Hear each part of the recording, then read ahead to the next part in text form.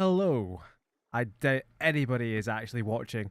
I don't think anyone was watching anyway, and then I put on a 6-minute video that I barely even cared about. I seen a few typos in there, but regardless, hello. If anybody's watching this back on the VOD, welcome to the... I don't know, I started calling this Amaranthine, but it's become something far bigger. We've got about 35 custom nations here. It is the 11th of November 1444, and we're about to see which one of these many and varied nations will prevail. Now, I'm not entirely sure what I'm doing or the best way to present this. If anybody is listening to this, tell me, because I can flip the chat on and off like so, but as you can see, it's just embarrassingly, it's just me on my own. Nobody really responding there.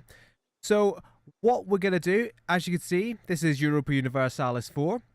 If you weren't sure what game it is, I'm not sure this is going to be the stream for you. But again, I can answer questions anytime, anywhere. Not quite, but I'll endeavour to make sure nobody's confused. So essentially what's going to happen is I'm going to let this play out. Most of the time, I'll be sitting here quietly, maybe listen to a bit of music. I tried to get the in-game music working, but for some reason, it just doesn't want to. So I'll put on some music in the background. I'm just going to chill out. I'm going to see what happens. I'm going to see what wars get fought. There's a whole raft of information available to us here. In particular, notice will be at this screen in here, the current wars. As you can see, it's the... You can't declare war within the first month of the game starting, so there is nothing doing at the moment.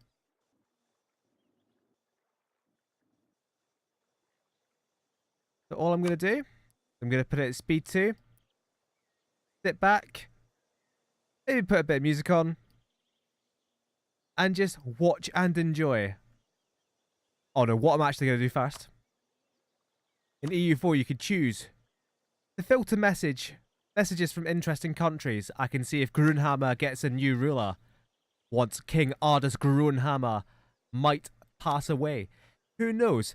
If he goes up against Ashwinder, oh, he'll be in trouble. So what we could do is we could go all the way down this list. Yeah, you know what? I've started. I've not seen a single one. We're just going to go. And I'm going to put that music back on.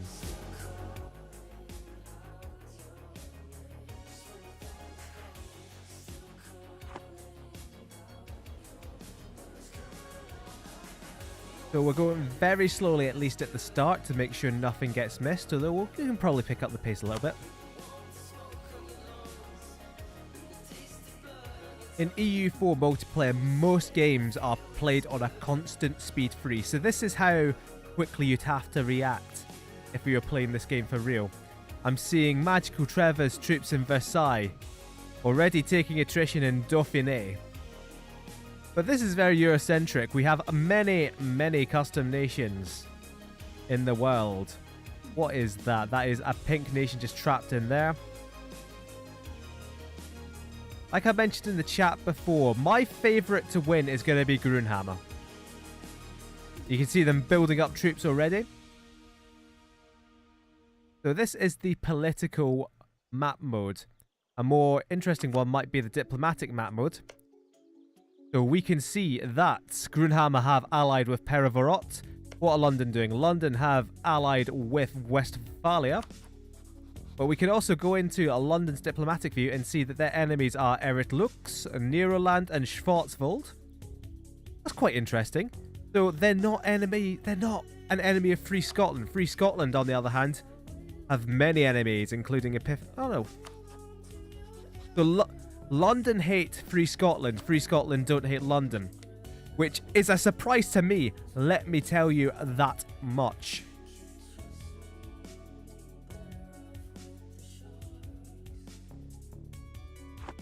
Other contenders to the crown.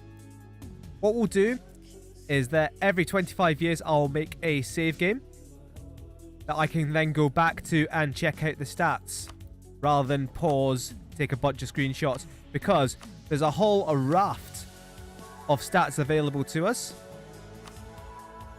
but it's not worth slowing down the game for unless someone has a particular question, which, again, I'll answer as quickly as I can. So the vast majority of these states in Europe are all custom nations. You see Cordoba in southern Spain in the Granada position, I expect. Yep, a bit of Sunni there. It's a very interesting religious situation we have here, with the Norse dominant early on, Catholics coming later, a bit of Confucianism here and there. Are we missing any early wars? Unfortunately, this is technically a single player game, so it'll pause every time I go into the ledger. Now, if you're not familiar with European Universalis 4, you can just up and declare one. If Epiphany wanted to take some of this Pyrenesian land, they could just say, "Oi, I'm going to declare war on you." As you can see, there's no valid casus belli, because this is literally cyber nations. What they can do, Epiphany, we might, as an observer, we might be able to see what's going on, in fact. And indeed, what I'll do is I'll pause it here. I can, at any point, go into a nation, and I'm now controlling Pyrineos. Now, I won't ever do this, but just to prove a point, we can see that Pyrineos is building a spy network in Epiphany and building a spy network in Versailles. So they get a bonus to that because they're rivals, they're enemies. And what they're going to do is, once that gets to 20% rather than the 16.7% or whatever it is, they will be able to forge a claim on any of these bordering provinces. And that's when you see the first wars break out.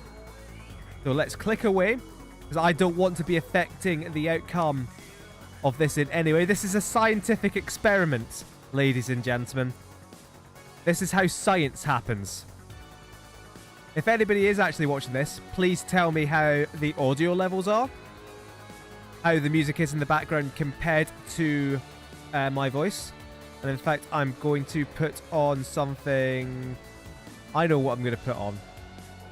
This is the music I use, like the one album I use to actually do good studying. And I'm a history student, so this is perfect.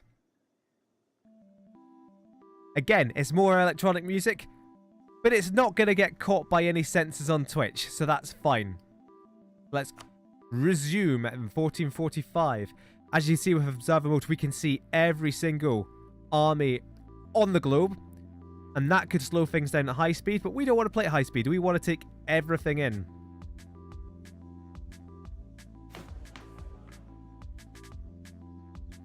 So this is a list of every country sorted by, well, that's the top 8 countries by development. And what that is, for example, if we come into Bengal Delta, it's a very well-developed province. It's 24 development, 9 admin, 9 diplo, and 9 military, which gives various bonuses. So the higher development, the more administrative, diplomatic, and military power you have. So Bengalistan, probably the most well-developed nation in the world for sure.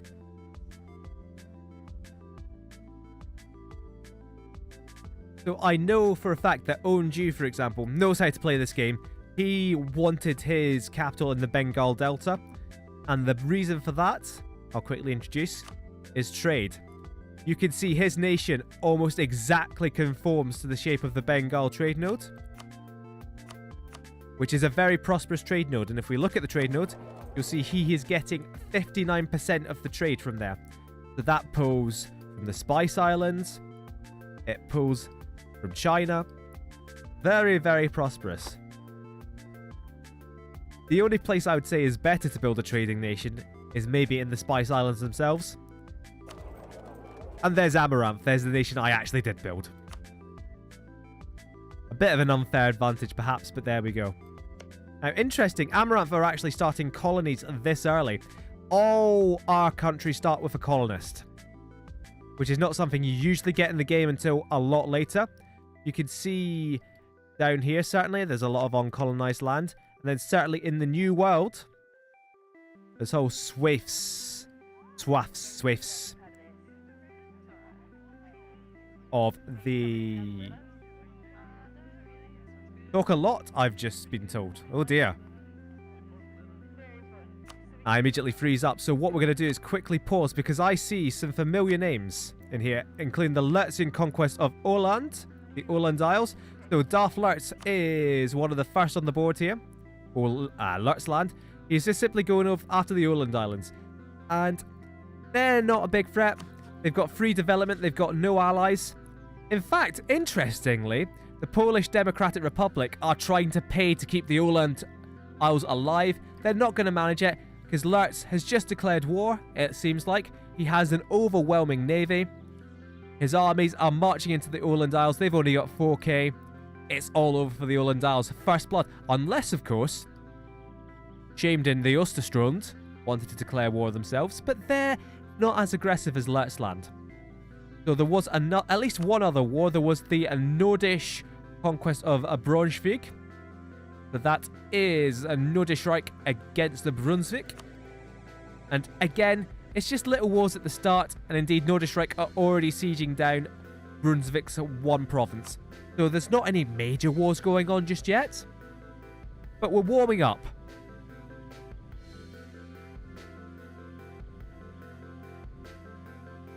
What I'll do, there's a couple people actually chatting, so I will flip the chat on. It's less embarrassing now.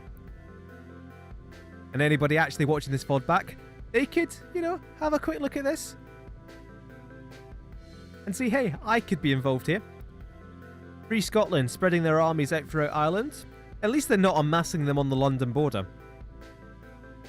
Now, what I'll actually do, we'll keep this running. No new wars for our custom nations. We can actually very quickly see who the top income is. And London are quite far up there through their trade. Now, this is something I want to point out, is that the English Channel, as you can see, there's no arrows coming out of the English Channel.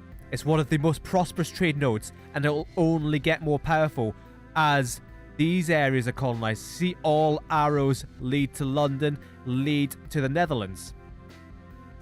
But while London is the LAHNDAHN, my apologies, is the greatest trade power in that node, their power is very much split.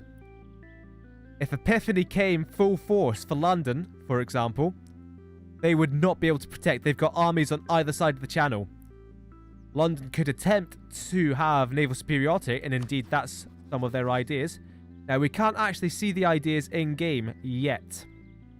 What we could do, of course, again, we could pause, go into London, and we could look at the exact London ideas. So they start with Republican tradition because they are an Ambrosian republic. I can speak English sometimes. Goods produced army tradition. Morale of navies is an important one, but that's not one of their first ideas. So perhaps if this was a human versus human game, wow, way to ignore your Twitch chat. Well, I'm afraid I don't see... Look, I've got so much shit going on here. I've got no idea what's going on in any other chats. I don't think I've got Twitch chat up at all. Trev says, have I won yet? It's very unlikely. So what we'll do, we'll come out of here. If anyone has specific requests, again, to see their own nation, like perhaps Trev, who I've not spoken to throughout this entire process, King Magique Le Trevor in Versailles. You'll notice this isn't where Versailles is actually founded, but if you read the lore, they were forced out of Paris by something or other and forced to build a new Versailles palace in Languedoc. Mostly because I hadn't used Magical Trevor, I needed a filler for this bit right here. And you know, Versailles, it's a good name.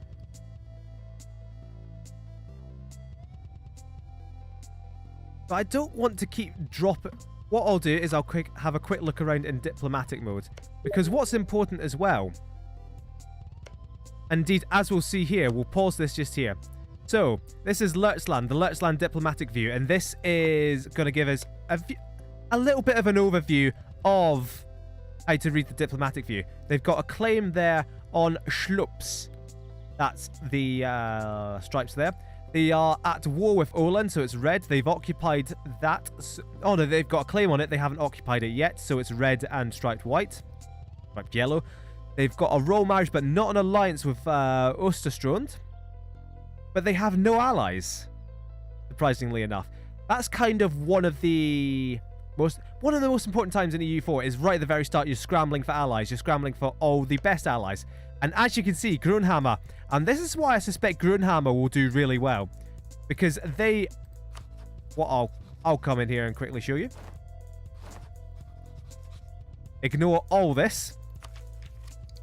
So they start with diplomatic reputation +2, which is, if you could choose any diplomatic bonus in the game, it would be that. Diplomatic reputation affects everything you do diplomatically, as the name implies, and that's why they have a huge ally to their east, a moderately sized ally to their west, and it's why, if we look at the Holy Roman Empire interface, which I might explain later. Yeah, I've not seen this, I've not tested this, but as soon as Lothar von Gretchen dies, it looks like the new emperor will be from GRUNHAMMER, and that'll give them quite a few bonuses as well. So in any case, quite enough pausing. We still haven't made it to 1550 yet, which is where my first planned pause is at 1550. So Legendia. They are allied with Malta, with Switzerland, with Versailles. So that could be a nice little power block there. Erit Lux need to be... How would you pronounce that? Erit Lux? Erit Lux? Let there be light in any case. So what I found is that Now, I'll pause it one more time and we'll go back to the religious map. You can see Ashwinder, the Confucians there. They don't have any allies because they will get a relations penalty with every single heathen religion around them, and it's all heathen religions for everyone apart from Neroland. So again, Neroland don't have any allies either, but they are bordered only by one other strong nation, and it's the defensive nation of Pirineos. So I think Ashwinder are in this game to be crushed. Unfortunately for Ban Luj Kamichi, it's not looking too rosy for him at the moment. Indeed, they're being embargoed by Switzerland, by Legendia, by GRUNHAMMER. And as we saw earlier on, GRUNHAMMER already have 2 claims on Ashwinder. So as we see, Lutzland have taken the Åland Isles. Are they coring it yet? Currently turning into a core. So once you've captured land, you need to spend admin points, which is that there. You need to core them to make them properly your own lands. Getting other messages there. Who knew I was suddenly so popular? Oh, hello! We'll pause this and see what's going on down here, because this does look like a large war. It looks like Kabus or Kibos, however you might pronounce it. There's supposed to be an accent above the A. They are going all in, Labibu, on Devlin Casters, Georgia. And it looks like they have some friends as well. Oh no, it looks pretty bad for Georgia, actually. Defender against Caboose. Defender against Arkansas have now just declared war as well. And this is what tends to happen, especially with AI. Caboose winning this war. Arkansas see that. Arkansas will pile in for their share of the land. Devlin Caster didn't make any allies, and I'll tell you for why. Because they're Coptic and they're surrounded by Islam. They're surrounded by Sunni in Anatolia.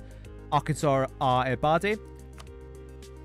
And a few non-custom nations around here are Shia, but they are just, what's the word I'm looking for?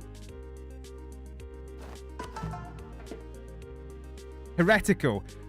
They're heretics, not heathens, and that makes a lot of difference. So it's not looking too good for Georgia, is what I'd say. Wasn't able to secure allies. He could have reached out to the one other major Coptic nation in Denial Valley. What is he actually trying to do in Georgia? He's trying to get MEDVEDSTRANA to save him. But MEDVEDSTRANA, they're already allied with Minsk, with Peravot. You know what? I made up all of these names. I should have at least made up some names that I could pronounce. Georgia, I like that one. I'm a bit surprised if Kizil Bronxo aren't at war yet because they're a horde and they get... Are they a horde? They're a tribal federation as opposed to steppe nomad. I'm not quite sure of the difference because I'm bad at this game. But for example, if we look at Equestria, because they are a steppe nomad, they can take tributaries in Bashkiria. And they can also go on a tribal conquest against anyone around them. They don't need to forge claims. They can just declare war whenever they want, which is what led to their demise in that test game I talked about before. Because they just went straight on Bashkiria, who were protected by Kazil Bronxo.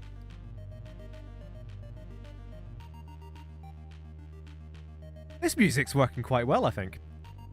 Hulk Maria, we've not seen at all, but they're just chilling down here, building up their armies. Hulk Maria would probably be my favourite nation to play in single play here, because they can move in any direction. They are free to do whatever they want. They could colonize to the east. They could push up into Arabia. They could go down to the gold mines here. Gold, incidentally, is a very powerful resource. Probably the most powerful resource. And if we click on the gold, we can see the gold mines in Europe. So there's one belonging to Nordischreich. And one of the other reasons that GRUNHAMMER is that I've predicted GRUNHAMMER to do very well. One of those reasons is because they've got the two main European gold mines. And that was completely inadvertent. I just gave them the land of kind of Austria-Hungary, with the idea that they would be kind of the diplomatic center, kind of the Habsburgs of this game. But that also gives them the gold mines, as well as everything else. So shamed, AUSTURSTROND. Allied with Nordischreich. So allied with the Polish Democratic Republic as well. I expected that alliance. I didn't expect the Nordischreich alliance, honestly. But this looks like there could be conflict here over the Åland Isles. Do AUSTURSTROND have any claims? They do in Minsk, in MEDVEDSTRANA particularly. They're not going for Vikingar. And they're certainly not going for Lertsland yet with that royal marriage. Incidentally, Lertsland will have the same problem as London. Because you can see these red lines. That's where you can cross. You can see Lertsland can't cross directly to their North German holdings. Which means that in an event of a land war, they'll have to have naval superiority or they'll be dead. Likewise, Vikingar, there's no direct crossing over their Skegakrak. I should not have... This was a bad idea. What I'm interested in are the Savage Men, because the Savage Men are... They have horde ideas, but they are not a horde themselves. Themselves is what I probably should have said. Anyway, Georgia, it's not going well for them. What we could do here is I'll quickly pause to show you this. So, say we are Kabus, right? We're not Kabus, but say we were. What could we now take from Georgia with our 44% war score? Equestria! Oh, hold on. That's what Equestria were doing. Equestria are allied with Kabus, and they came in together as allies because Kabus promised Equestria land. So it's not just a two-way, it is a three-way war, a land grab in Georgia. And the only question is, who's going to take the forts first? But anyway, if we wanted to, I think... As you can see, it's looking grim for Georgia. Because they could already just scythe their country in half without thinking about it. Georgia could be wiped off the map in session 1. I'm quite interested in who Arkansas are allied with. Because, as you can see, there's no real big allies around here for them. Interestingly, the nation of Agdash is a custom nation. They are militant priests. As you can see, they're a theocratic empire. But because there's no specific backer, I didn't put a profile out on them. Agdash, and likewise, yeah, Gia.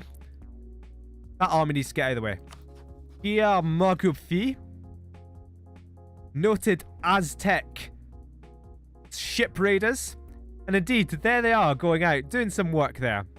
raiding Malta. There's a couple of those nations that I've just put in as a bit of filler, as a bit of extra flavor.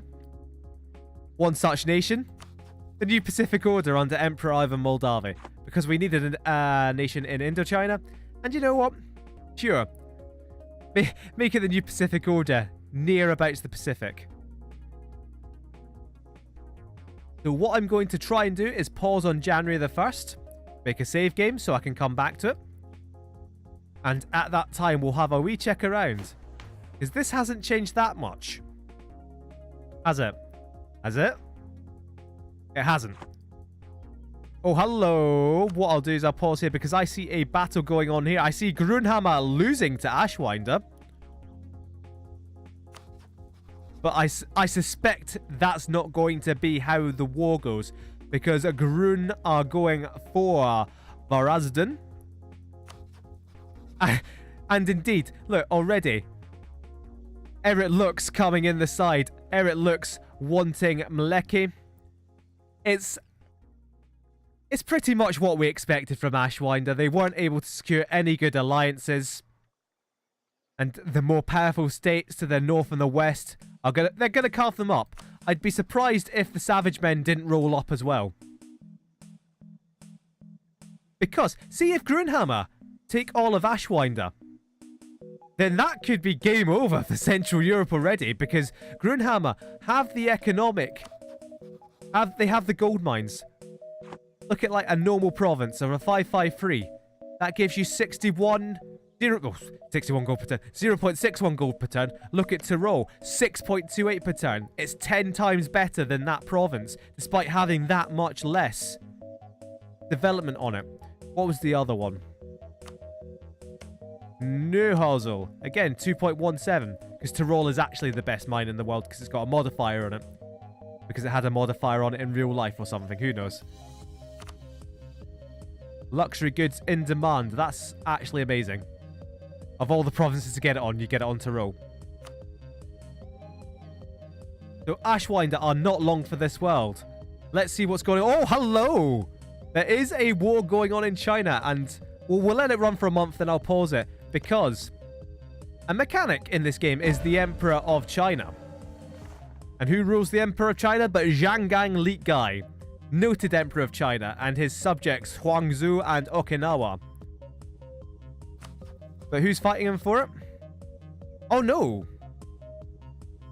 He has attacked Fujian. And Fujian is winning. Well, that's quite embarrassing, isn't it? So being the Emperor... Right, I've completely missed the date there for the 1st of February. So what we're going to do is I'm going to quickly make a save game if I remember how. This music's quite nice.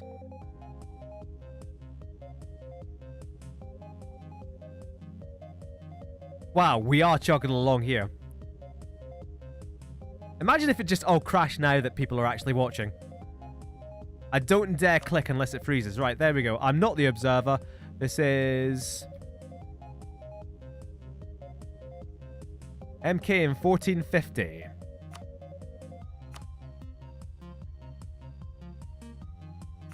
So what... I'm going to just have a quick scroll down to show you guys. Bengalistan, Eric Lux, GRUNHAMMER, London. Not much change in income. Development-wise, Equestria was always up there. But they are a horde, so they can't be a great power. Or something. I'm not sure. I think that's how it works. No real changes yet. But... we will see massive changes here. Koyu, however you pronounce it, they're going to be losing out. Yunlin, which is why we're over here. We're over here to look at Yunlin over King Biao Archon. They're going up against Ninja Kurutsu, actually. They are decimating Manchuria. Ninja Kurutsu instantly have the exact same problem everyone else does. This is their mainland. There's no way to cross over to Sakhalin, and Manchuria could just be forfeit. Now, to be fair, we can look at development view, and you can see Manchuria at this time, a bit of a wasteland. And you can see into China. So, Li'Gai's country looks small, but it's massive cities. The massive Chinese cities of Nanjing, Hangzhou, Yangzhou. they're competing with that small amount of land. Whereas this, they're probably, well, I say they're probably just about the largest nation right now until Archon's finished with them. But that's because they are, excuse me, there's just nothing to that land. Buryatia, for example, an AI nation, but there's nothing there. So I'm going to have a quick glance at the wars, just so we know what's going on. And as you can see, there's so much going on now. Give them a few years and it's all kicking off. There's some very interesting wars I see. First of all, Agdesh, who are our militant priests. They're just going on some non-custom nations. Georgia, the partition of Georgia continues at pace. But an interesting one. There's quite a few interesting ones, actually. I see the Epiphany conquest of Poitou. So that's Epiphany and Patria versus Pirineos and Cordoba. So they are going in, one on either side, on the very defensible Pyrenees. That war looks like it's just started. It's Epiphanes wanting to take this province here. As we can probably see, he will have a claim on it. Oh, he has claims on everything. He wants the entire thing. Whereas Patria, their ally, I think they want a piece of Cordoba. Or Cordoba. And their ally, they'll say, hey, you scratch my back, I'll scratch yours. Sorry, the reason this stream was delayed until now, because I've got a cold, and among many other things, so it's probably not a good idea to keep streaming. But I'll do it. Hey, anyway. I'll be going for at least another hour and a half, I think. It's facts. It's probably in Morocco. What we can do, we can press F. There we go, Tunisia. Ah, so that's the war you were looking at. The Legenda Conquest, is that it? Legendian Conquest of Sfax against two no-names, essentially. Killing your own pirates, imagine that. So Yunlin against Ninja Karutsu. Lux against... Yep, it's wars we've seen. But there are a few interesting ones, including over in India. So let's go have a look and see what's happening over in India. Garavdesh. Oh, hello. This isn't looking good. Now, Garavdesh are easily the best military state in India. Everyone else is built for economy, trade, and navy. Garavdesh are the only ones built for war. But this might be a bit too much war. They attacked Velanadu, which is this tiny state here. But Velanadu were protected by SAMUDR KATHA. So that's that entire war going down there. And then, in the meantime, Tequila have, again, spotted their opportunity. And they're slamming in from the north.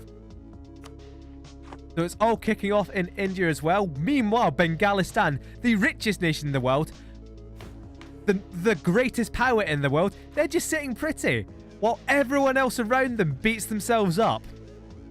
So, you know, if you wanted to change your bets at all, maybe a sneaky bet on Bengalistan at the moment. But anyway, that is the 1450 World War Roundup. Savage Men, still doing nothing. Let's continue. So what I'm interested in, actually, is... I can't remember what... Right, there we go. We can see what ideas Epiphanes has unlocked from here, and that's national manpower plus 30%. Now, that's not going to help him directly in a fight, but it means he's going to have a lot more men than the Pyrenees. However, the Pyrenees have fort defense. So, if we look at fort view, we can see that that fort is going to be 20% more difficult to take, essentially. That means that little skull there, they're going to be suffering attrition. And if the Pyrenees could bring all their troops together and try and smash that fort, that would help. They would have the defender's advantage they might be able to beat. Although that's the... Oh, hold on. One more thing I'll show you while we're here. I'm not sure how to look at this. But I've just spotted something. It's probably... military leaders, right? Overall. So we've got a couple of military leaders who kings leading their own country, including Géraud Epiphanes himself leading his troops, and he is an amazing general. What you want at this point is shock damage, because that's how much damage your cavalry do. You don't have guns, so you don't have fire damage at this point. Maneuver doesn't really help on land. Siege helps with sieges, so all you want is shock. And Gero Epiphanes, 5 out of 6 already, leading from the front. He is going to smash this war. Although, interestingly, Friedrich von Mistra as well is in there. Anyone else? Franco de Gob himself is leading on the battlefield as well. So it's king versus king. Likewise, Biao Archon is out there on the front. But they're nowhere near as good as Gero Epiphanes, who will take great pleasure in personally leading the siege of Poitou. Now, actually, this could be a bad idea, because as we look, Gero Epiphanes is a 336. That's very good. That's an amazing starting ruler. But by making him a general, and especially by making him siege, or making himself siege, as it were, he's at a far higher risk of dying, of death. Death for generals and death for leaders is a bit random. The older you are, the more likely you are to die. But sieging especially makes it so much more likely. So this is a risk. It's a calculated... Well, I assume it's a calculated risk. But you never know with the EU4 AI. So what... Oh, what I should have actually done is what we'll do is pause, because in 1450, speaking of the light of the world, and we'll come to how it looks just to see, there are these things called institutions. So as you see here, this is the Renaissance. And it has spawned, indeed, in the capital of It Looks. Let there be light in Lucca, as they have founded the Renaissance. That's going to spread, as you can see, very slowly round these parts, around Europe. But if we look elsewhere, if I can somehow get a lovely map mode in here. I've got no idea what... Institutions. Right. I should have explained this before. So, institution-wise, these guys start with nothing. They don't even start with feudalism. That means they take a plus 50% tech penalty on every tech they research. Same in all the New World. Same in Africa down here. I don't know why there's no feudalism down here, but that'll spread quickly enough. But now the Renaissance will spread out from Lucca, and it will spread very fast to the rest of Europe, but very slowly elsewhere. As you can see, Patria, with their capital in North Africa, aren't getting it at all, which means they'll gradually pick up more and more of a tech penalty. And as we go, more institutions, an institution every 50 years, so at 1500 we'll see colonialism. These nations could fall further and further behind. Now, the pirates are fighting back, but as for why the pirates are fighting back, what is the Nile Valley doing over there? Oh, hello! So this is interesting. As you see, how much are they paying for that army? The Nile Valley have hired out troops. They're using their considerable spending power, and we can't tell for how much without going into their nation. But they could have given them that for free, and that's why these pirates are fighting back. Let's carry on. In any case, you can see there is roughly a fair fight once Legenda stops sieging the fort of Djerba. But in the meantime, their North African conquests, they're getting beaten down a bit. This war's taking a while. Ashwinder may be putting up a bit of a fight, but it's pretty inevitable that they are going to fall and fall hard. Gero Epiphanes had broken through the fort in Poitou. And indeed, I'm not really seeing where on earth are... Right, there's the Pyrenees army in Granada. They're kind of trying to keep out Patria, but in the meantime, the French are marching in their homeland. So I'm not sure about that decision making there. Right, Caboose have taken a big old bite out of Georgia, as have Urfa, my apologies. Equestria didn't get much from that war. They just got one measly little free development province. Perm. What's going on with Perm? A lot of separatists in Perm. Perm, I think, have won a war. Not that they're one of our nations, but it's going to be interesting if Parm could, like, dive into this top list here. In the meantime, Free Scotland are pretty quiet. And they'll continue to be quiet until and unless they can make a move on London. Or until they get colonial range to maybe start colonizing the New World. And likewise, London. London. No, London are insecure. I was about to say they're just about secure as well. But if Epiphanis wheels round after this war, look at this. Oh, PIRINEOS is actually fighting off the Patreon invaders. Oh, hello. Neroland is on the move. Neroland has seen, hey, Cordoba's in a bit of a pickle. And they've just slammed right into them. So they're taking advantage of PIRINEOS not being able to defend their ally. And Neroland is just, hey, I'll take this land for myself. A good move. A savvy move there. What's going on down here? Qasim. Ulfila.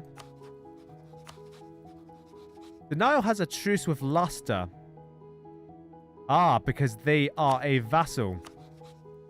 So Denial Valley attacked and vassalized that little nation there. And they'll soon be assimilating them.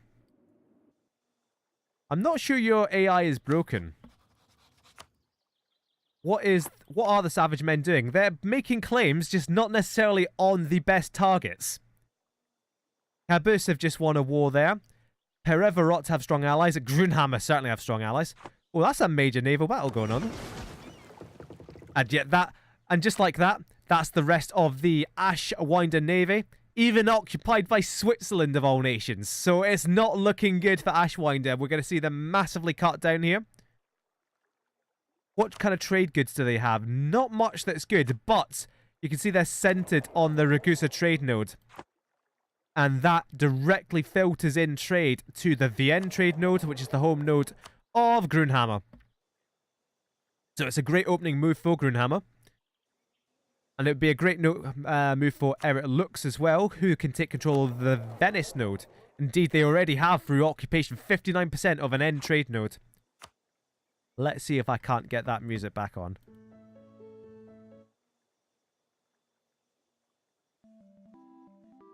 Oh, Equestria. What's happened here? They are defending against the MEDVEDSTRANA and Perevarot. So the Ukrainian and Russian states are ganging up on the Horse Lords. And where are their allies? Oh, Caboose. They abandoned. The Turks abandoned Equestria. That could have been a fair fight, but Labubu says nope. You helped me get Georgia, but nope, your usefulness is at an end. And Equestria are getting rolled over here. They shouldn't have that many forts. They've got 3 forts, including their capital. And they are going down at a rate of knots. This war's still going on. This war will roll on for some time as Yunlin versus Ninja Karutsu. Because to get proper war score, let's have a look. Well, 61%. They'll get ticking war score by occupying Hong Kong, but they won't be able to get 100 until they invade the mainland. But Manchuria is going down as well. Anything happening over here? Anything I've missed? Australia Minor, Amaranth? Is anyone allied with the insidious, perfidious New Pacific Order? Nope. Good, that's what I like to see. Oh, Garav, oh dear. It's all gone a bit wrong for Garav.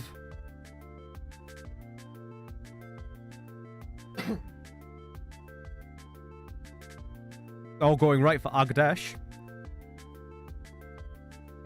Arkansas have been fought back a little bit.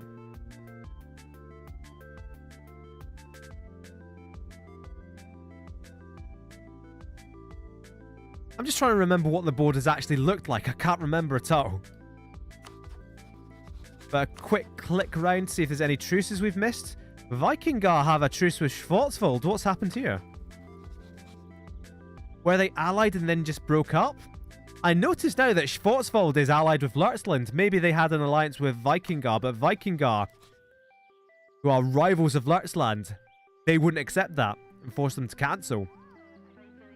Incidentally, nobody really hates Vikingar apart from Free Scotland, which I suppose it could be an avenue of expansion for them, because as you can see, Vikingar hold that is the Shetlands, right? And the Faroe Islands. Independent Iceland, of course. Always good to see.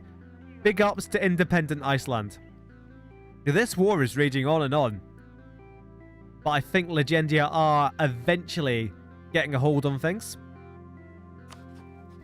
Infinite Citadel are at war. But that's because they are allied with Denial Valley, and Denial Valley are going in hard on Jordan. Which is interesting. So Jordan, they're pretty much there to get beaten up. They're between two powerful states in Anatolia and Egypt. And it's simply who strikes first and who claims the most land. And it looks like Denial Valley, which is great to see to me. Oh yeah, so that will mean that Denial Valley are no longer renting out their troops to the pirates. I love to see that's just a bit of underhanded play there that we very nearly didn't catch, because I have no idea what I'm looking at. What am I actually looking at? Quick check background here. Was Geo always that big? I think he was, actually. So what happened in this war? Let's have a quick look. Who is the Emperor of China? It is still a Zhanggang elite guy, but his mandate is falling because nobody's paying tribute to him. He's just a little state now. What did he lose? Oh my goodness. Look at what he's lost from this war. He's lost Hangzhou, one of the largest cities in the world. Oh my god, that is the big... Oh, that's an amazing loss. Elite guy is pretty much done. I noticed this war here is over. Archon has taken his fill. Yunlin stretching out, boxing in Korea. Who's next on the menu for Archon? I think it looks like Gansu. Equestria continue to get beaten down by noted great allies Ukraine and Russia. Parma just about holding on to these new holdings. But that, a strong neighbour on their eastern flank for AUSTURSTROND and MEDVEDSTRANA is probably not great. Because if you look at AUSTURSTROND's allies, you've got the PRD and you've got NORDISCHREICH. If they get attacked by the east, who's going to take the brunt of that? It's going to be AUSTURSTROND. They might not even be able to get their troops over there if Minsk don't let them through. They'd have to go through Perevorot, MEDVEDSTRANA, into Parm.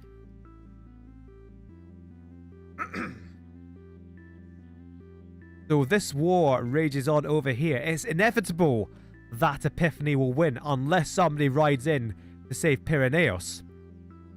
But it's going to take a lot out of them. It's going to take a lot of manpower out of them sieging down these mountain forts. So we'll keep this rolling, but what we can also look at here is we can look at total army size.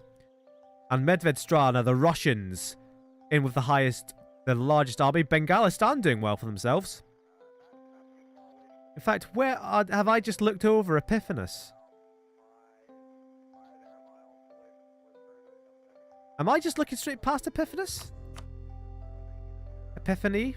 My apologies. No, they really don't have much at all, in fact, and their manpower is way down. Their looks are the same. They've been sieging down Ashwinder, and they've just lost so much on their forts that their manpower is nearly gone.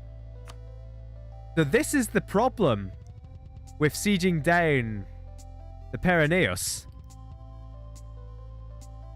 So this could be such an opportunity for Versailles allied with Legendia, with GRUNHAMMER, with Free Scotland. If they poured into Epiphanos right now, despite his power, despite his overwhelming manpower, this is the perfect time to fight him. And as you can see, there's a fight going down here, and Pyreneos are winning the battle because they just can't, because Epiphanos just can't reinforce. Perhaps they've been broken by the Pyrenees, the first of many to be broken by the Pyrenees. Neroland is pieced out with Cordoba. For Sevilla is that. For Sevilla and Cordoba itself, pouring them up, that's a very nice, a very handy acquisition there. Sevilla, a great trade province. It's the estuary of the Guadiana River and a full centre of trade. And as we'll see, oh, they're drinking in that trade. 65% of the trade in Sevilla going to Neroland. And as you can see, that takes in trade from Africa, trade from America. It's very much like the English Channel, just not quite as good. But if Neroland can monopolize Sevilla, then they're in a far better position than I thought they'd be. Equestria. Now, I'm fairly sure I drew MEDVEDSTRANA with nicer borders than these. And they've taken the entire border region of Equestria. But who are Equestria at war with now?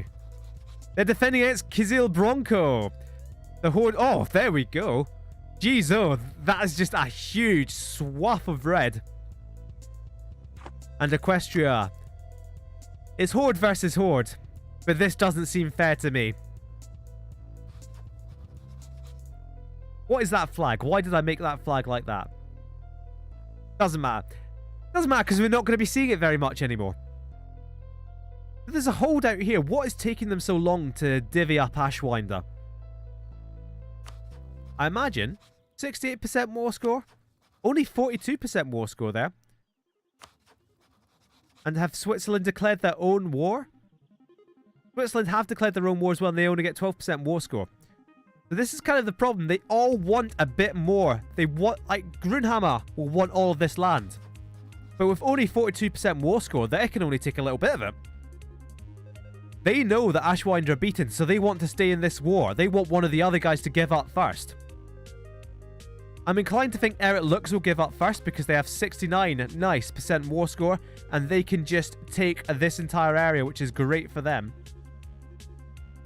And when that happens, GRUNHAMMER will be able to pick up the pieces of anything Eric Lux do not take.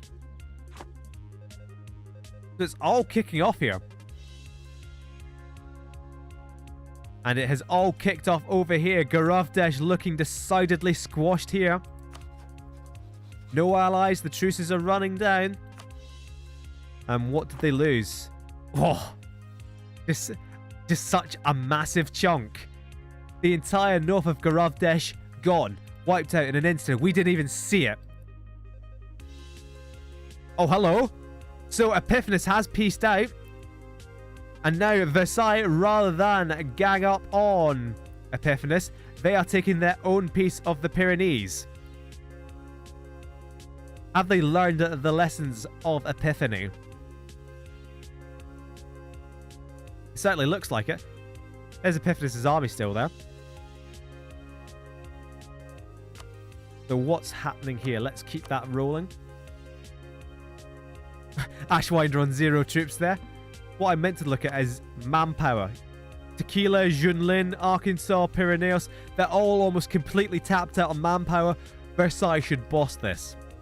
Even if they have similar size of armies, Versailles can afford to lose a few battles. They'll reinforce, they'll come back, and they'll smash them.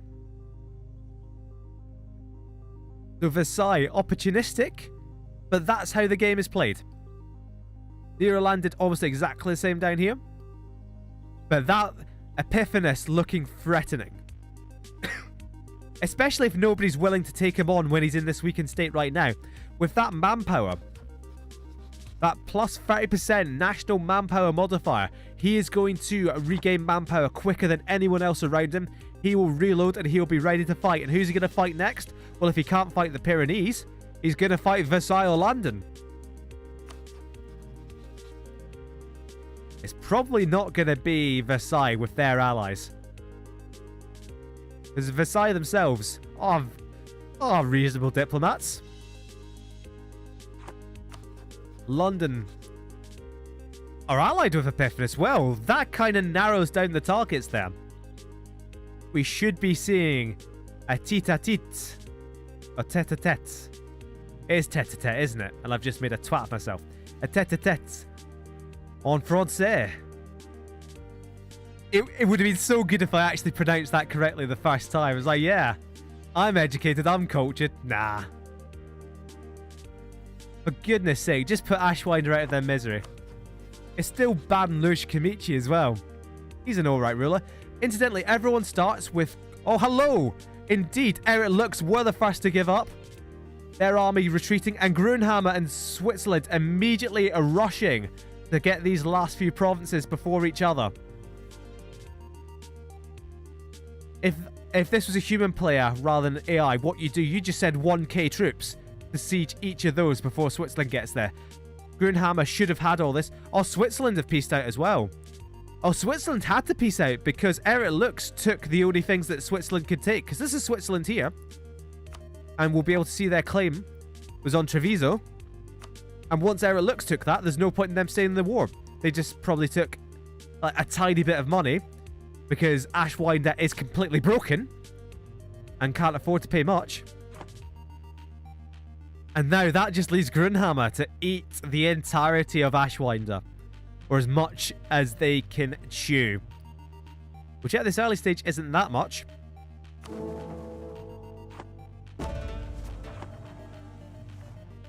Oh, the PRD going in on Minsk. Interesting to see. There's a fight going on here as well. So it is the PRD going after Memel. Oh, but hello! Let's have a quick pause here so we can see the sides of this war. It is AUSTURSTROND and the PRD against Minsk, but the MEDVEDSTRANA not willing to let their little friend just be partitioned between the north and south. This is an interesting one because MEDVEDSTRANA are very similar to EPIPHANY. Although, in fact, they start with yearly army tradition, which means their generals are going to be better at this early stage. I don't see much proof of that so far. Indeed, AUSTURSTROND have one of the most useless generals I've ever seen at this early stage with free fire. So the PRD, they have the war goal province. So that war score will be ticking up. You get plus 25. See that war goal attacker controls memo just to the bottom right. I'm not sure if it will actually show up on the stream. But that, as you can see, it went from 2.4 to 2.8. That'll tick up all the way to 25 so long as they hold memo.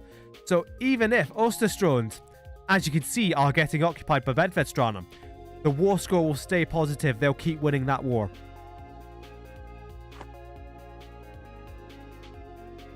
Oh, Caboose.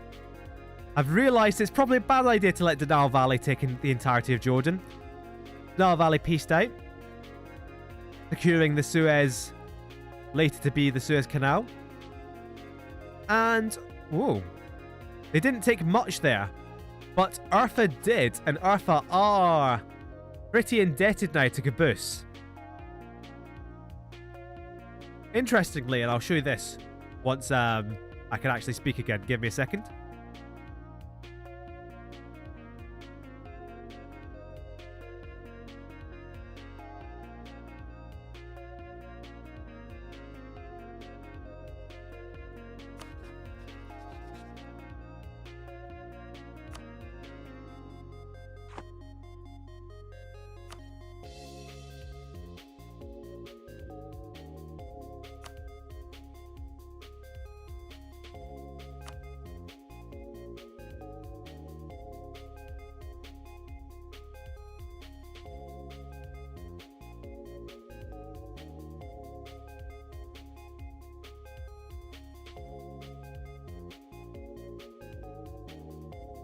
Right, I think I've sufficiently recovered to explain what's so special about Danal Valley. And what's so special about Danal Valley, you can see in the religious view.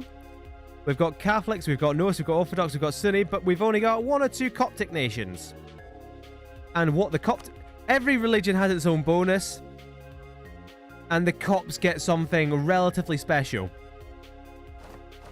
If you're a Coptic nation, you get this little button down here, Blessings and Holy Sites. The more holy sites you control, and the more holy sites that... Well, not that you control. The more holy sites that are controlled by a Coptic nation, the more powerful your bonuses get. And as you can see... Well, actually, as you can see... The Danal Valley started with 4 of these active, which never happens in an AI game. Very rarely happens in a human game. But what happened here is that Yerevan is still Coptic, but Urfa took it from Georgia. So they've lost a bonus here. The Danal Valley got weakened by that pile-in on Georgia, despite not having anything to do with it. They still get their legitimacy, their manpower recovery, and their discipline.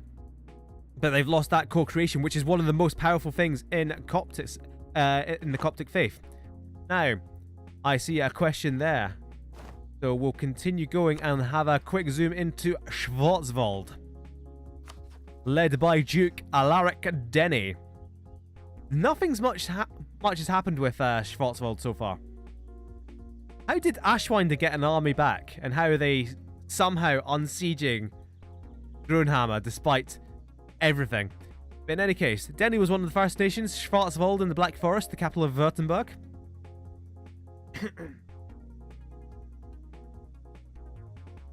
The heir, that's an amazing heir, Rolf Denny, by the way.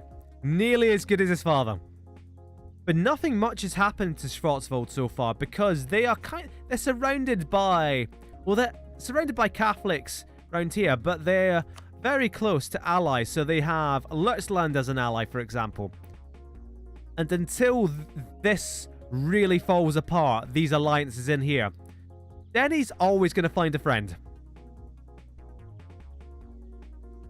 So what are going to be his routes of expansion? It's going to be into the Holy Roman Empire. Now, I'll show you this.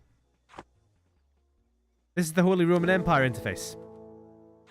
The Emperor of the Holy Roman Empire has to be a Catholic. And this is why GRUNHAMMER are going to be so powerful. Because, oh, maybe not. They want to keep voting for Cleves. That's fine with them. Oh god, they back Epiphanes for the imperial throne. Well, that would be disastrous. So while there isn't that much imperial authority, there's not much real power in the empire, the Emperor of the Holy Roman Empire still gets plus 10,000 manpower, plus 10 force limit, and a couple of other nice bonuses there.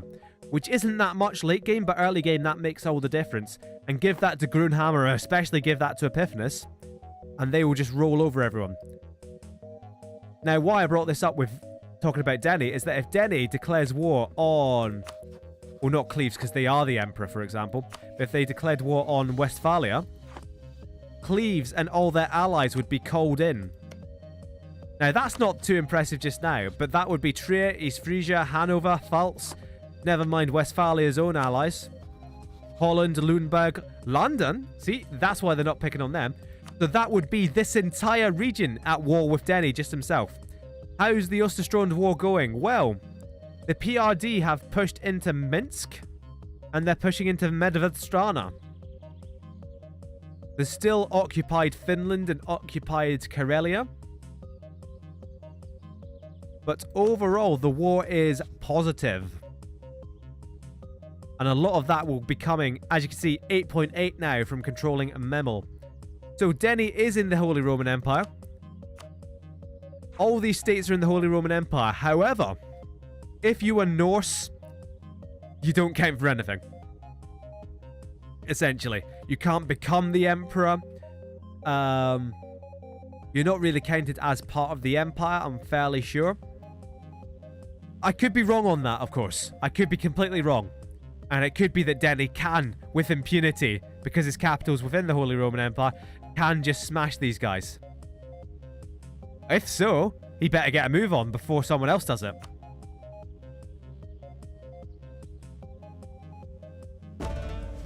Oh, hello. We missed something over in China. Because someone has taken the poisoned chalice. And that's someone... Jian Lin Lin is the Emperor of China, because Geo have taken the celestial throne. How have they managed this, then? So they get claims on everything. Leak Guy is beaten further back. But the reason I call it a poison chalice is because the Emperor of China has a mandate. And as you can see, a mandate of 59 point whatever. As soon as that goes below 50... you'll start to get a ticking modifier that means you receive a whole lot more damage, that you produce less goods, and that people aren't very happy with you. So while you get you can potentially get a lot of bonuses from becoming the Emperor of China and claims on the entirety of China without sufficient tributaries, and Geo only has Macau, which are a tiny tributary there, they're going to lose mandate at a rate of knots, and eventually they'll be faced with a war they simply can't win. But they're playing hot potato with the celestial throne over there. It's always interesting to see. Wallachia, I thought Wallachia were eventually going down there. Are the savage men making a move at all? Still nothing. They're guaranteeing the independence of Wallachia. Why? Eat them yourselves. The GRUNHAMMER have taken a very ugly bite out of Ashwinder. Could they not have, instead of Dolnkreich, could they not have taken Bosnia and like Zagreb? Or could they, instead of Friuli, could they not have taken Zagreb and Bosnia and made that, you know, neat borders? So Junlin. They have just been in a war then that we've missed.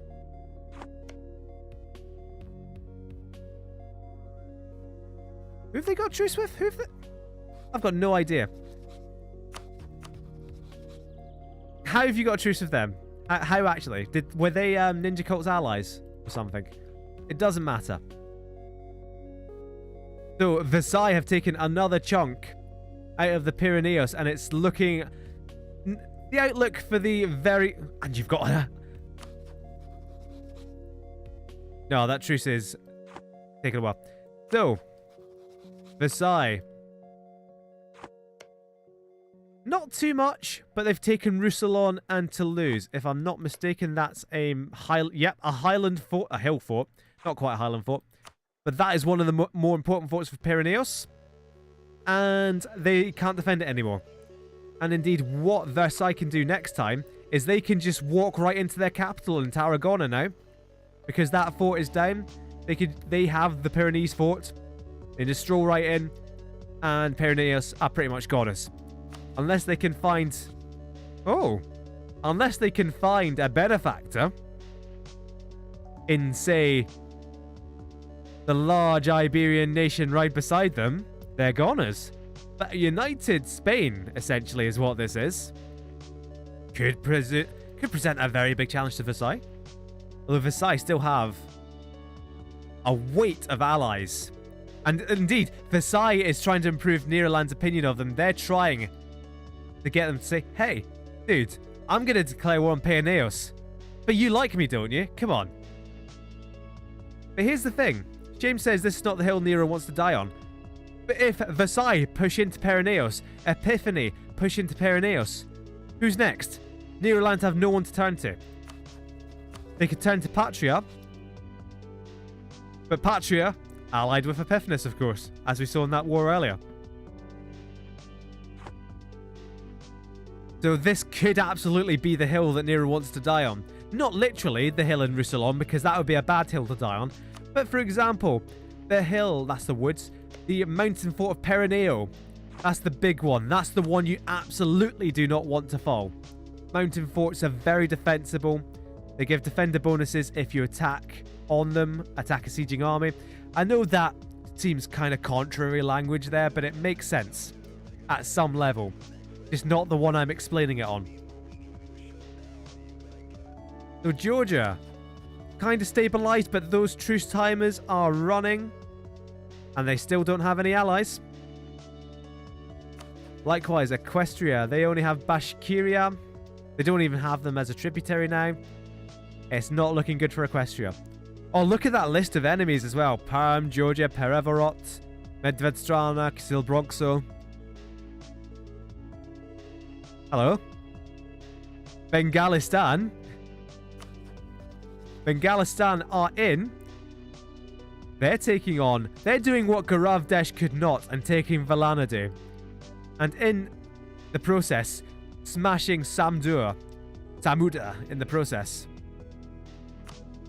And as you can see, that's the Krishna estuary, that's the Godavari estuary. They already control 78% of trade coming into Bengal. They succeed this war, and it looks like they will. Because who's going to stop them? Is it going to be Tequila? Who Tequila allied with? Kangra, Baroda, Sinsagar. They've got Bastar, actually, as a vassal. The Tequila do have this land. It's very difficult to see how... If Bengalistan win this war, how can Bengalistan be stopped? Like, without Tequila allying with Garavdesh and SAMUDR. SAMUDR. I should have looked up how to pronounce these. Is that a colony there for Australia Minor? It is. So Australia Minor are actually spreading towards Amaranth. Oh, hello. Have we just... So Amaranth have a truce with Malaya and Australia Minor. And it is a war that Amaranth won. Because Amaranth have a foothold on the home continent of Australia Minor in Palopo. So Amaranth going really well. So for one Kamichi, that Kamichi's dead. Meet the new Kamichi. His name I will not even try to pronounce. What's next for GRUNHAMMER? They've got such varied allies actually. They have one Orthodox, they have one Norse, and they have one Catholic. That's actually pretty impressive. I knew they'd be able to make allies from across the board, but now they're just showing off. So they are also allied with Alsace. Are they an elector? Why are they allied with them? Oh, they are an elector, and see, they're allied, so that's why they're voting for them. So this is what you do in single player. You'd ally the electors, etc. But, don't know. Right. Archon, your nation was always Yunlin. Because I just threw random words into Google Translate and Yunlin means Harbourside. Because you initially had this ring round here, around Bohai Sea, around the Korea Bay. And that is essentially the Beijing trade node, one of the most valuable in the Eastern world. So I called you Harbourside. Essentially. But those who might have missed the amazing 6-minute long video that does all these translations... Can I get rid of that, actually? There we go. That works. I was going to put my webcam there, but it looked terrible. Chiyu. Or Chiyu. Chiyu is Jersey. Which obviously doesn't mean New Jersey. But that works. Do the Savage Men have allies? They do. They've got the same allies they've had for a while in the PRD and Nordischreich. Now, this war is over and Minsk are gone. Who took what here? This doesn't look like the peaceful expansion, the harmonious expansion of the humanist AUSTURSTROND. This looks like a military might to me. So they got a province from Minsk, they got a province from MEDVEDSTRANA. And PRD, they got Memel. I think Memel, yep, that's why they wanted Memel. It's a trade province that gives them a bit more control over the Baltic Sea node. And indeed, they are now the largest collector there. They want to stop all that trade getting pushed through to Lübeck, where I'm assuming it's Lützland. Lützland with 50% of that trade. Are there any truces? Because truces will be a sign of either broken alliances or what is going on down here. There's a mess in the Holy Roman Empire. And have London caused it? London have caused it. So this is what happens when you attack into the Holy Roman Empire. So they've tried to take Cologne, which is... they've tried to take Cologne, which is... Should I have... You know what? How are they spelling Cologne?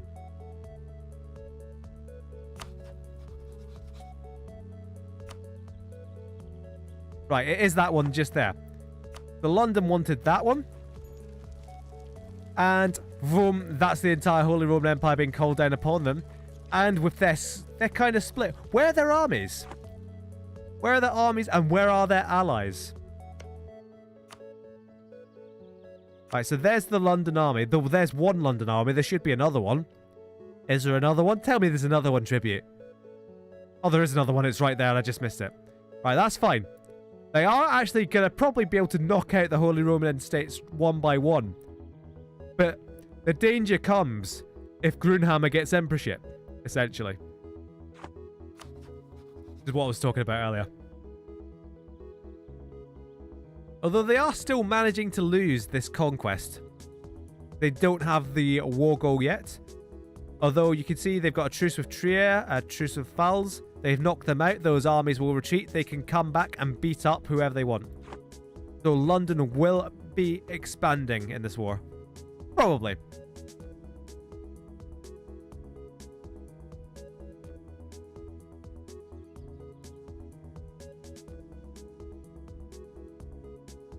There's Agdesh, our warrior priests, on the roll. Ah, I'm not sure I actually saw this, but yes, our pirates are very much on the retreat.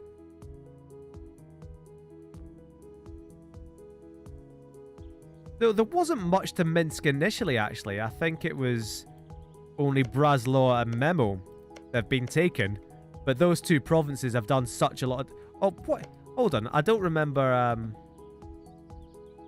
Oh, no, there was a bit more. There was a bit more. These three provinces as well. Yeah, ignore me. The Democratic Republic of Poland has punched a way through to its ally there, to be fair. We were talking about that earlier. How AUSTURSTROND only allied with the Norse Crusader states of Nordischreich and the PRD. But now they can actually be a united front.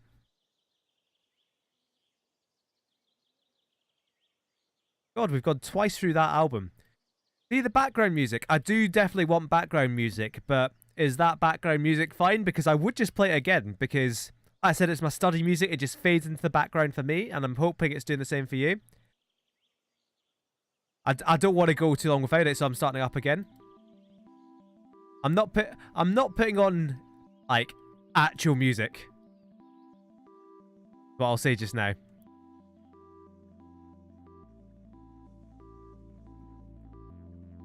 Did I just... Was that just a geo war there? Am I crazy? No, it wasn't. I am just crazy.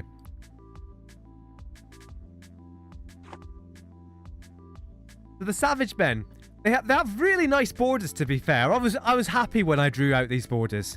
I'm like, yeah, those are some really nice... What did I just hear? I think that's a new Holy Roman Emperor. Is what happened there. So the Emperor has died, but they voted for...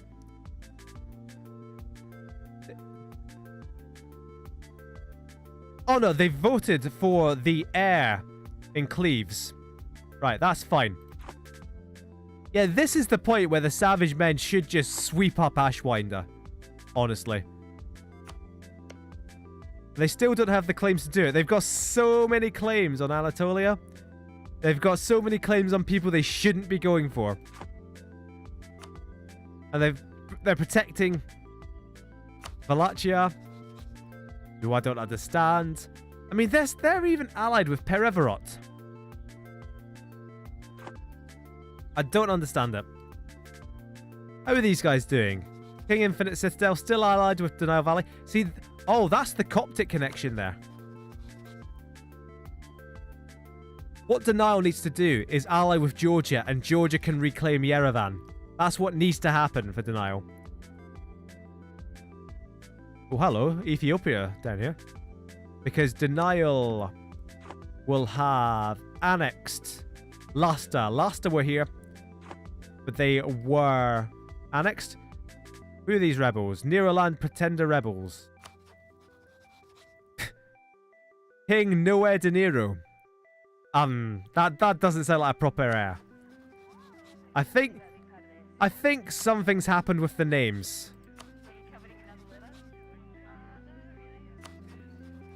Oh no, there we go. Rubar Epiphanus. Serene Doge Amadeo Legendia is still there.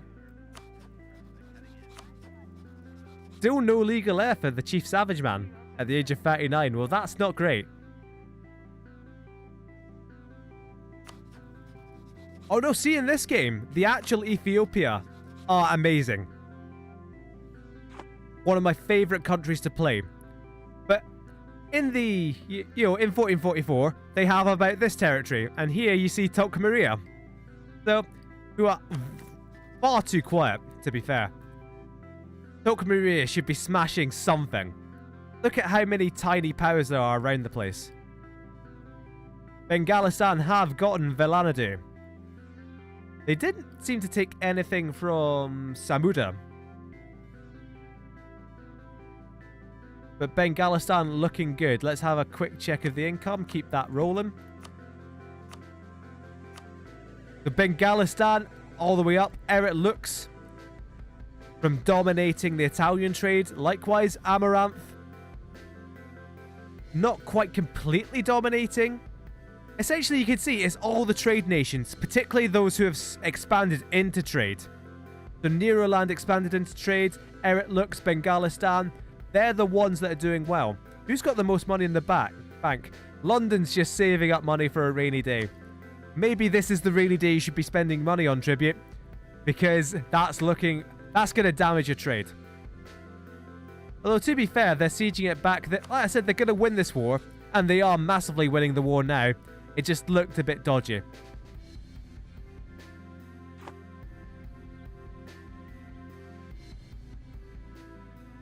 So this is kind of what I suspected might happen. There's been very little action around Scandinavia itself. Because here's the thing, Vikingar, they start massively down on development, but with very powerful ideas. But because they don't have that economic base to take on Lutz-land or AUSTURSTROND without allies, they're not going to declare war on anyone. I suppose they could come in here. Which is why I gave them this territory in the first place, so they wouldn't just be stuck in Norway. Likewise, Lutz-land, they are almost completely... apart from Lundberg, they are completely surrounded by powerful nations. So what I'll quickly explain just now is how...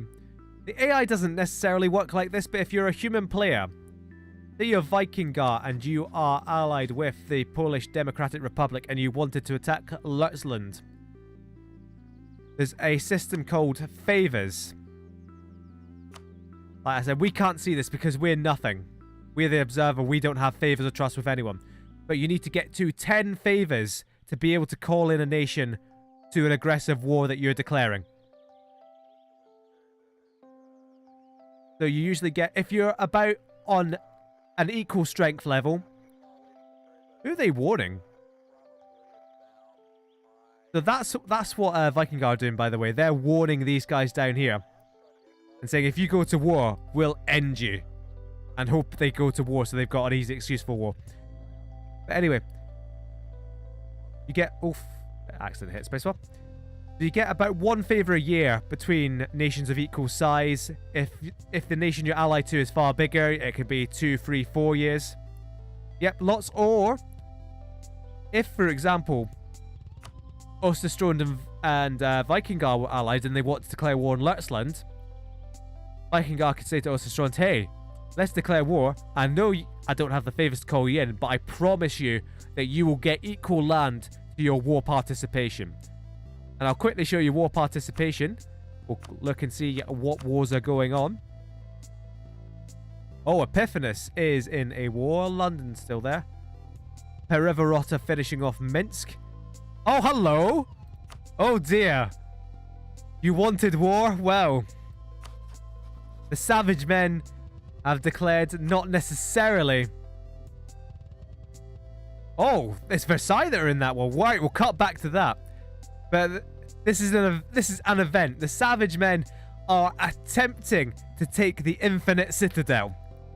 Of all the targets you picked, the one with massive fort defense on an island, protected by the Denial Valley. But what we can do, what I'm going to quickly do, what was I going to do? I was going to show you war participation. So for that, I'm going to switch to Denial Valley. We click on the war. And as you can see, that's that percentage here. So, say this was a war. Like, ignore the actual situation and say Infinite Citadel and Denial Valley are going to divide up the Savage Men. And, for example, Infinite Citadel were really strong. But they've been called in expecting land. So they'd expect 91% of the development to go to them, or you're breaking their trust. Essentially is how that works. So you can't just rely on a massive nation to do all the work for you. But that's a little war that will probably peter out. The Savage Men are probably going to lose it because I can't imagine they've got that big a navy. They've got 14 transports. They've got 8 galleys. What have Denial got? Oh, actually, they could win that naval war, honestly. They could win this. They'd have to beat Infinite Citadel and Denial Valley ships put together. But, hello! I nearly missed this until there was a massive shout of Versailles out from the chat. What is going on here? Oh, I saw Epiphanes conquest of Barwar and presumed it was, yeah, it is Barwar. But, who is allied with Barwar? Actually, let's have a look at Barwar first. Oh my goodness. Everyone abandoned Barwar apart from Versailles. So we're getting our tete-a-tete. Our head-to-head in front. Oh, what is this? From the south, Eric Lux helping out Epiphanes. So it's a two-pronged attack. If London had come into this, if London hadn't abandoned Barwar, there'd be a good war going on here. Because that would be an even fight, but that's not an even fight. This is some of the richest land in 1444. This is North Italy during the height of the Renaissance. We can look at development, actually. And you can see some of the biggest cities. Indeed, maybe the biggest city in the world. Paris, Milan, Genoa, and Firenze. Lucca should be a bit more than that. Venezia. The power of all those cities, which could be city-states in their own right. They're all piling into into Versailles. The Versailles have made good running early on, but they are cut off now. And there's a more powerful Epiphanes army roaming around. If I was Versailles and I was the human player, I would not have entered this war. But if I had entered this war, the important thing to do is to keep your armies together, because look at that. They're getting picked off by a single army there of Epiphaneses. Meanwhile, they can get picked off by another single army in there. So it's worth noting that Versailles could not calling Legenda, GRUNHAMMER or Free Scotland because they were not the ones attacked. It was Barwar who was attacked, so they tried to call in London, they tried to call in Pyrineos and Versailles, and only one of them came to their aid. London have now guaranteed them, which doesn't help because they're already at war and they're paying money to them, but that's not actually going to help them survive when they're fully occupied by Epiphanes.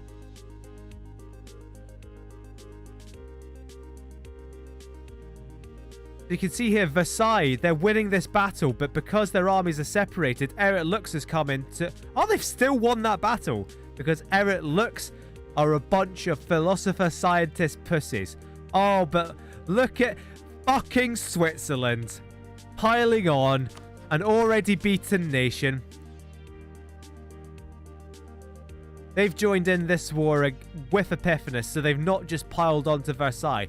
Because still, if anyone does declare war on Versailles themselves, they still have these heavy hits to deal with. Magical Trevor, what's happened is that you are the only... You were too pure for this world, Magical Trevor.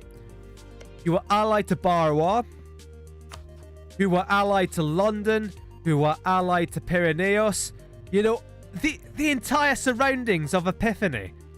Altogether, you could have beaten down the biggest threat in Western Europe. But no, two of you abandoned, and Versailles didn't. So it's Versailles and Barwar against that. Because Solars and Eric Lux have jumped in at the bottom, and then Switzerland, they didn't even start. They didn't start at war. They saw how well the war was going and said, you know what, I want a piece of that, let me in, give me some land.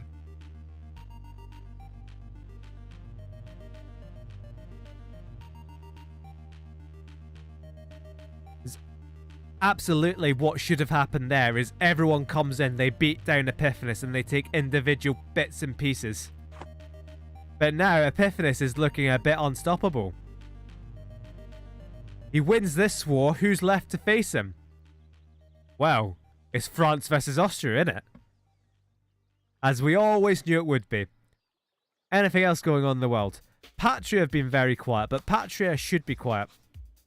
Religious ideas, that's not great. If they take an has anyone taken exploration ideas? That's what we want to look out for.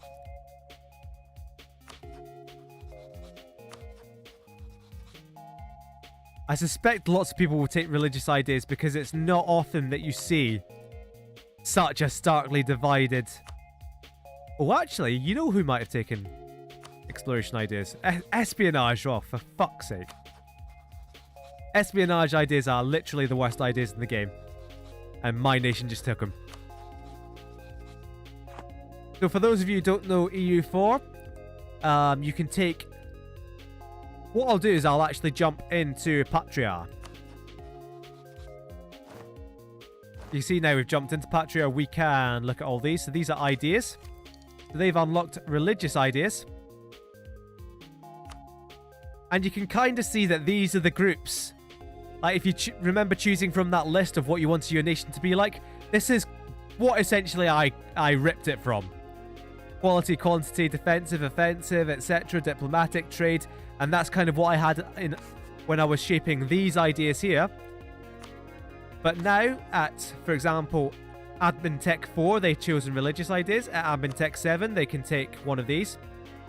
And what's important here at this point, by 1500, is someone needs to have taken exploration ideas. And I'll tell you why that's important when it's a bit more relevant. Because I don't want to keep pausing. Because we're only 20 years into the game. And I've got maybe, you know, half an hour left. I want to make it to 1475 at least. Interestingly, the only custom nations with espionage ideas as part of their national ideas, as they're called, are the MPO and Leet Guy. And Leet Guy is currently getting beaten down by his own peasants. So, you know, you see how useful those ideas are. Perevot were at war with Minsk, and they've taken Minsk. And what did I hear? A new Holy Roman Emperor. And it's Switzerland. Because I think London have taken this land in here. I think they've annexed an elector. Because you only saw 6 electors where there should be 7. And there's 18 instead of 19 princes we started with. This is where the action's happening, but there's not really that much war going on. Although, some armies getting caught out here. And Hamelin de Montfort is taking names. Indeed, Versailles getting sieged. Oh, look at this massive stack down here in Avignon, though. How did Eric Lux get so many troops? Oh yeah, because they control all of northern Italy, you buffoon. The Legenda need to be looking out for Eric Lux. Who are they allied with? Switzerland, Versailles. Versailles getting beaten down. Switzerland in this war. Whereas, if Eric Lux said to Epiphanes, say, hey, I've helped you out in these wars. I haven't really taken much. You now owe me. You owe me all the favours. And they say, help me take out Legendia. If, for example, Epiphanes takes this land and borders Switzerland, well, indeed they will, because they'll be taking Barrois for sure. Epiphanes could just smash into Switzerland. Aerolux could concentrate on Legendia.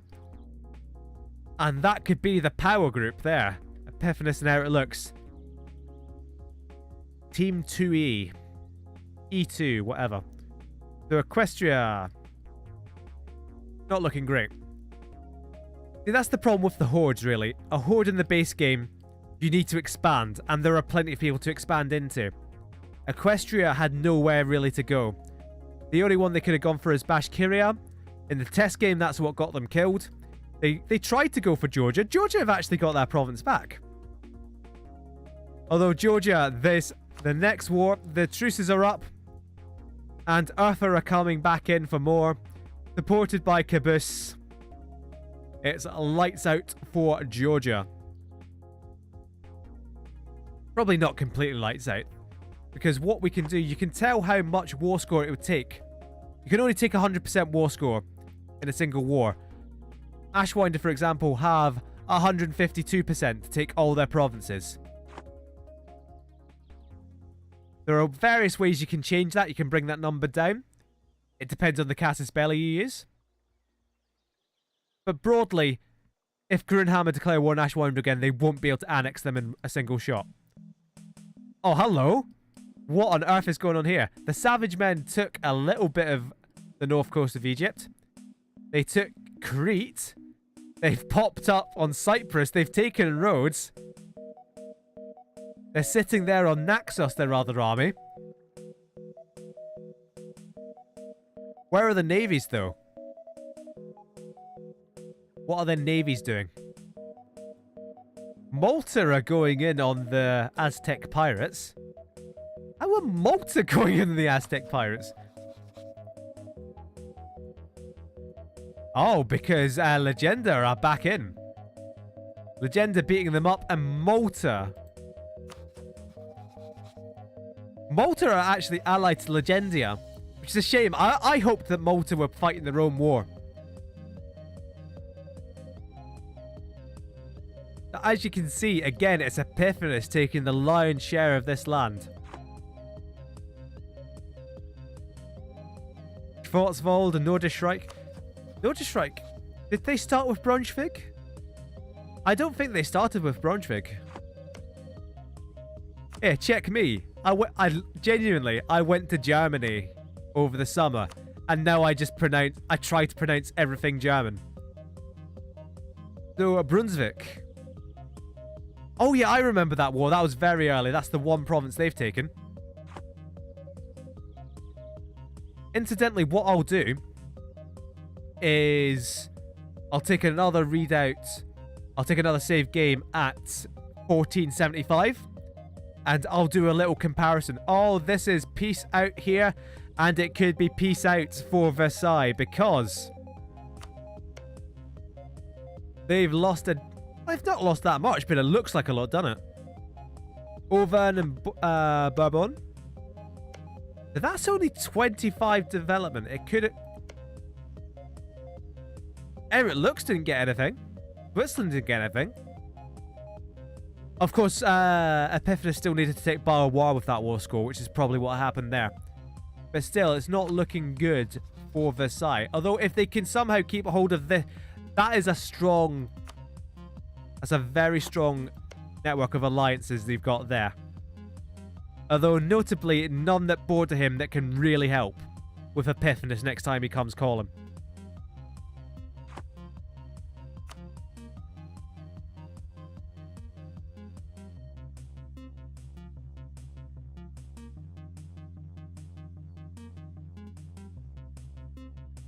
Oh, no way. Legendia, the best ally, have actually given Malta land of their own. Malta, the main land. So that's free development. So, you know, that's a third more development for Malta. I'm kind of behind Legendia now. That's the first time I've seen someone give, like, a tiny island nation. Oh...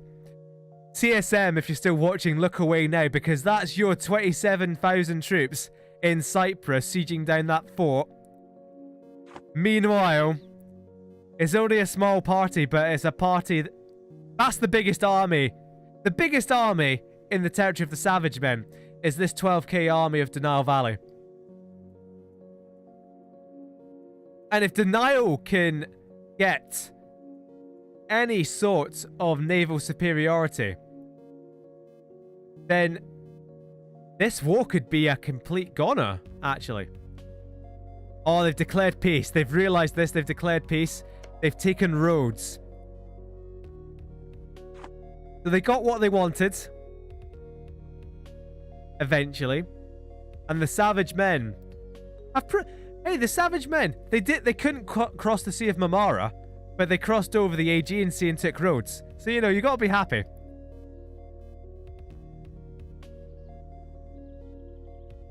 anything going on. What I'm going to do is just click into diplomatic mode and see what's going on in general. There's, a few claims from Epiphanes on Free Scotland there. Neroland. I'm sure he'd like another crack at Cordoba. Who are they allied with? Macaronesia. That truce is up. I'd expect to see Neroland go in on Cordoba quite soon. Pyrineos. Maybe with Pyrineos. Or maybe Pyrineos will go first. Although that truce with Epiphany and Patria wearing kind of thin. Cabus, of course. In on Georgia. Helping out their not custom nation at all ally in Eartha. And, there we go. Remember, Bengalistan were always at the top. Not anymore. Although, what we'll show you here is that you can see this percentage down the right-hand side. So the great power status is determined by your development, but also by any institutions you've not embraced. If you're fully up to date, you get 100%, but then you get gradual penalties. And as you can see, those in the east, they're the ones getting the penalties.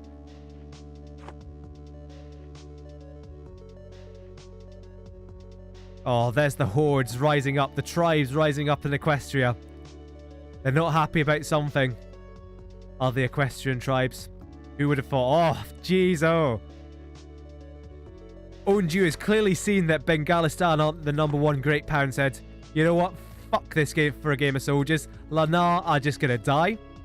Oh, and Gioia are coming in from the other side. They're attacking Fujian. Oh, hello. Oh, QU. Or Chiu. Someone please. Well, we probably don't need to know how to pronounce this because they're not going to be around for that long. Once Archon gets their hands on them. Oh, Archon is in 2 wars. Ninja Karutsu again. Oh, Sonyeo Sidai. So, Sonyeo Sidai, the girls' generation, they're fully occupied. Jeez, oh. Incidentally, there's 2 uncolonized provinces right here that are 0 development, so nobody will probably colonize them. That's the result of the newest patch. Because I started this on the old patch, ported it to the new one. So we'll just ignore that. Let's pretend that's just all pink. Oh, goodness. That's a huge chunk. I think that's their capital as well. Ninja Karutsu. So that was Archon helping out. Is that his Korean ally then? Yeah. Beijing and Korea allied there, and they are smashing up Japan. So who attacked Archon while this was going on? Who had the balls?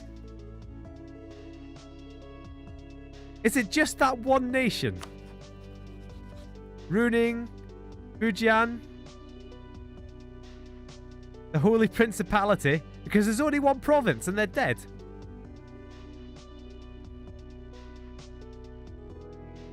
Rebels in Caboose, Georgia, getting pressed.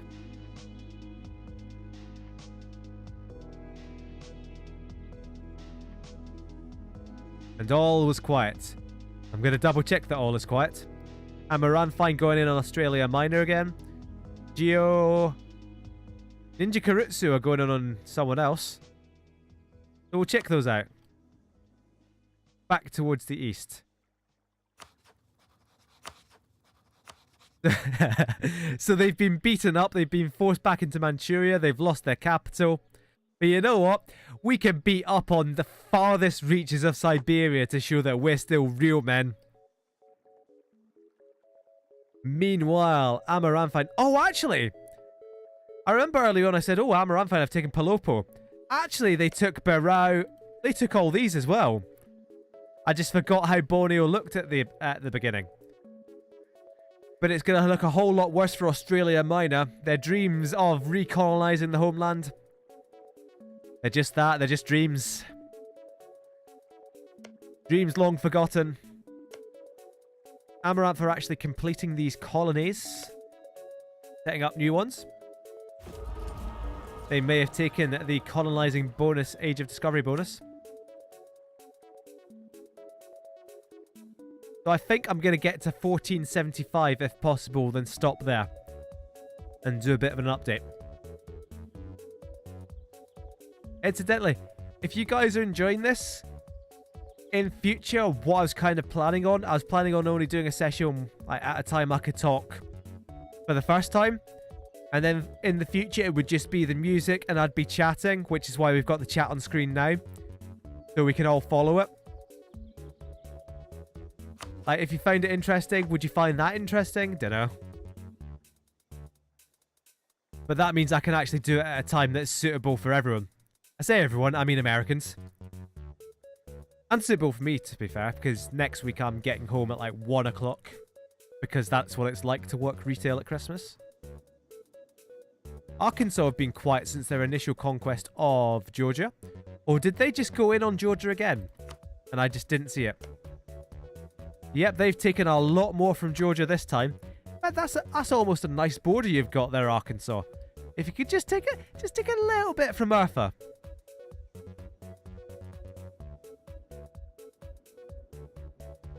Talk Maria, the most boring nation in the world. Like, Denial Valley haven't done that much. But they rented out troops to the Aztec pirates. They took a bit here. They defended Infinite Citadel. The Savage Men did something. Who hasn't done something? Free Scotland. Free Scotland might be the most boring. I don't think they've done a single thing. To be fair, they've got a lot of enemies. They might stop Versailles getting beaten up in future.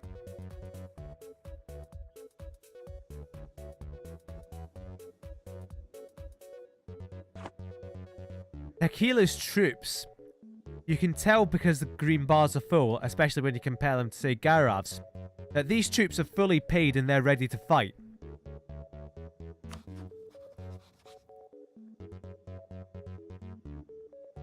Maharaja Jepetel Mockingbird. So the truces are up. They're annexing Bastar. Where are their claims? Their claims are everywhere, but they might be coming back for Garavdesh. Or they might just be having to beat up, you know, those separatists, actually. So Versailles do still have tons of allies. What happened there is that it wasn't you that got declared on yourself. It wasn't Versailles that got declared on. It was Barrois. Whoever controlled Barrois. Rest in peace. It was Luxembourg or Barrois or Metz. Who knows? Anyway, Tribute over in London. He abandoned you. Oh, Hugh Neville over there. We know he's really Alberto del Tribute. The Pyrineos abandoned you.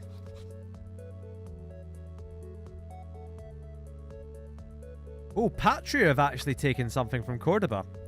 Or did they always have Gibraltar? I don't think they always had Gibraltar. Queen Annie Anarch still reigning supreme. Why I was so insistent about keeping this game is that in the lore, Patria are returning our Colombian colonists. You can see their flag there. And then, lo and behold, randomly in this game, we've got a massive Colombia over here. That's why we had to keep this save game, and that's why I was insistent that I wasn't going to add anyone else. That's literally the only reason. So, Bengalistan, they've taken a couple of provinces. They've taken Chiang Mai, maybe? That is a fort. It's a 13 development jungle fort with ivory. So it's alright. I was expecting a bit more than that, though. Like, Gioia has gone a bit wild here. Gioia is, like, making its way up to here. And the New Pacific Order want in on the act as well. Oh, there we go. Australia Minor. It's not looking good for them. This is their capital over here, Australia Minor. It's a very good province. And the danger with Amaranth having this much... The Australia Minor were put over here initially just as a filler nation because Amaranth would have probably been too powerful without them. Well, Amaranth are eating them.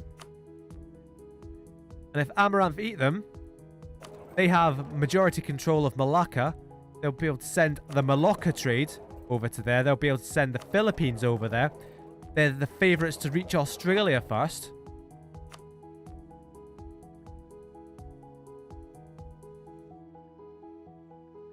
Oh. Was it? No. I thought the MPO army just got beaten there because their army disappeared, but it's just below the next one because we're spectating. The MPO. Del Emperor. Central Thai. Theravada Emperor Ivan Moldavi. His economic Pacifican traditions. And his ability to build spy networks. Oh, the MPO are undefeated. God, we've really gone through that entire album again. I need to get a... part of why I don't have anything better... Oh, Equestria. See, this is the problem with tribes. Oh, and MEDVEDSTRANA are coming in on them again. They're almost completely occupied by their own rebels. Just play a Christmas... No, I don't have a Christmas album. I don't want a Christmas album. MEDVEDSTRANA, I think just coming in to put them out of their misery more than anything else.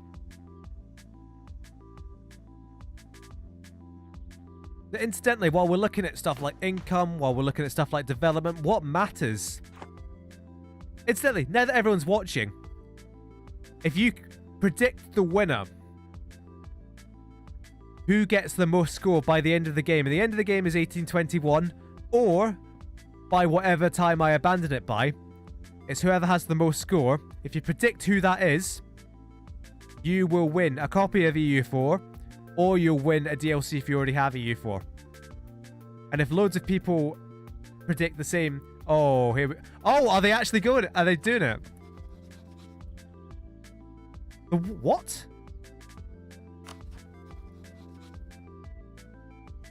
CSM isn't going to like this. So... The Savage Men have declared war on Ashwinder. They're going to roll over Ashwinder.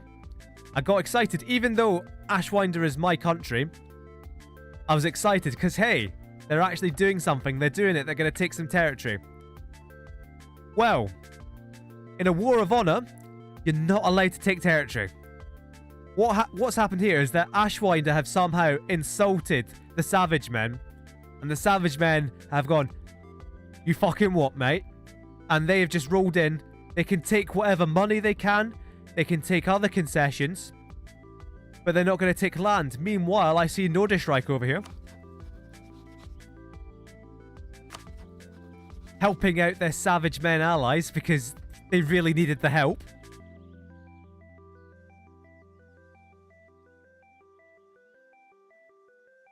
So yeah, if you can choose one country.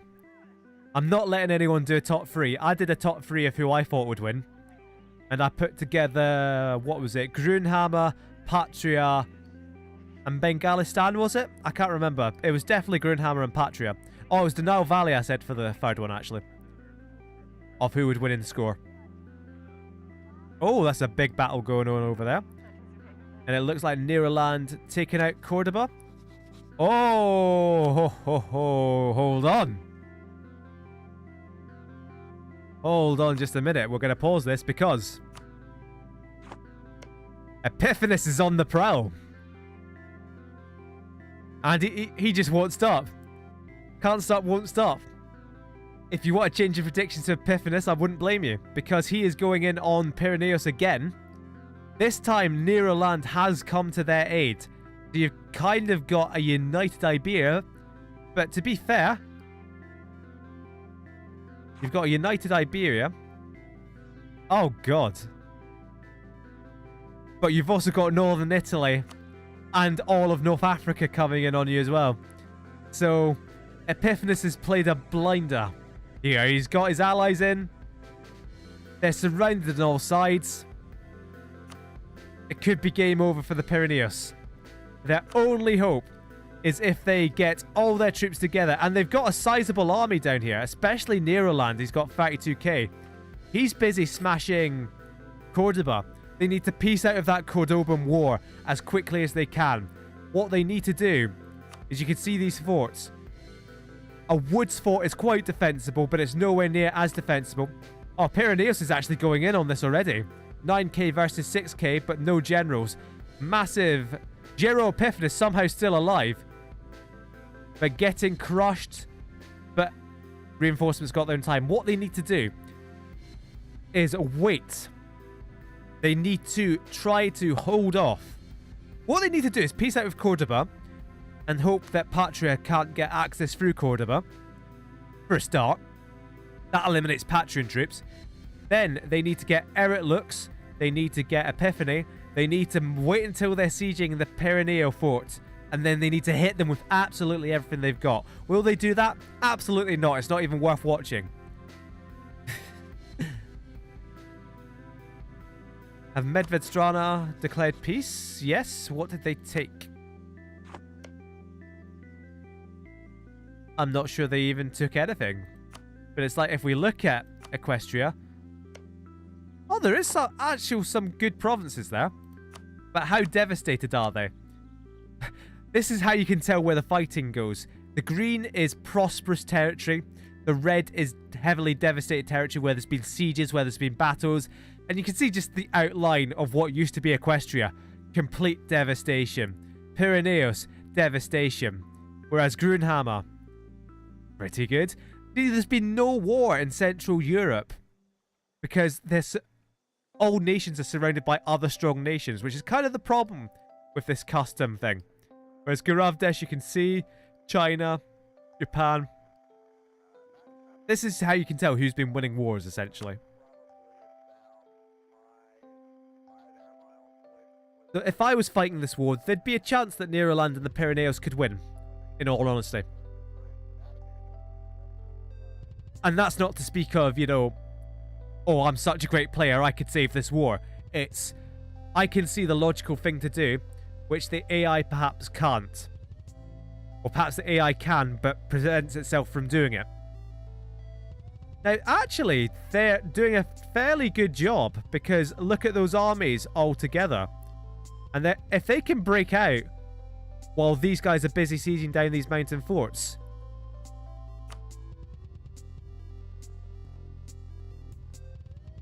if they can get access through Versailles, which I'd like to... Which they should have because Erit Lux have come through Versailles, they can actually march all the way to Paris while these guys are struggling through the sieges down here. So, if they wanted to, they could do a decapitation strike on Paris and see if they could force Epiphanes out of the war. Or at least devastate him enough to fuck him over long term.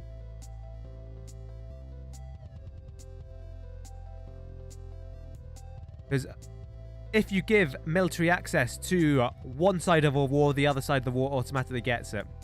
So Versailles probably only gave access to Pyrineos, but that's what allowed Erit Lux to come through and siege down Badajoz as they're doing.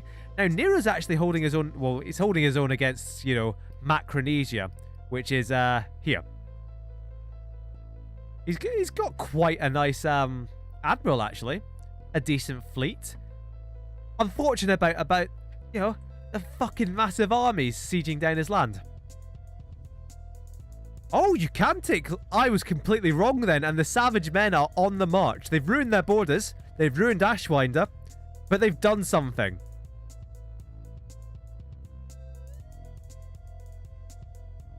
Who's going to be first eliminated? It really should be Ashwinder. Because, as we'll be able to see now, it'll only take 69% war score to get all Ashwinder provinces. Or you can see that GRUNHAMMER have just put their maintenance up because the little bar is going just to full. If the month ticks over and that 11.8k it goes up again, they've put the maintenance up to full and they're ready to smash Ashwinder. There we go. They've got claims over pretty much everything. The end is in sight for Ashwinder. It might even come before 1475. Now, this is some pretty good counter-sieging going on here. They need to break through these forts, but they've got a general with siege on Anjou. They've broken through the fortifications. 14% on that siege. Gerav, your country isn't doing great. I'll be honest with you. Oh, Tok Maria are doing something. Oh, they're doing something all right. They're defending against denial is what they're doing. Denial is on the march. So it's Tok Maria in Ethiopia versus Denial Valley. Oh, Gerav, you've come at a bad time. It's a very bad time. Gerav, look away. Look away now, Gerav. Because... oh, it's fucking Ugdesh of all people. Ugdesh and Bengalistan.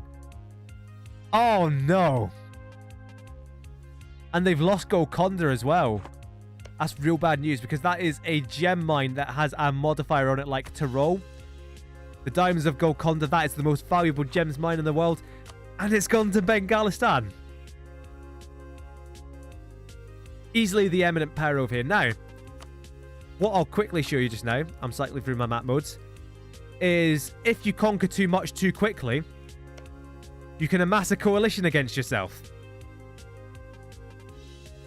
Now, if you get minus 50% opinion when it comes to aggressive expansion, I'll quickly pause this just in case something happens. So Epiphanes has been expanding, but that hasn't gone unseen. He's now the target of a coalition between Alsace, Metz, Luxembourg, and Schwarzwald. What that means is if one of these guys declares war on Epiphanes, the entire coalition piles in. Like once this truce goes down, Versailles will be able to enter that coalition as well.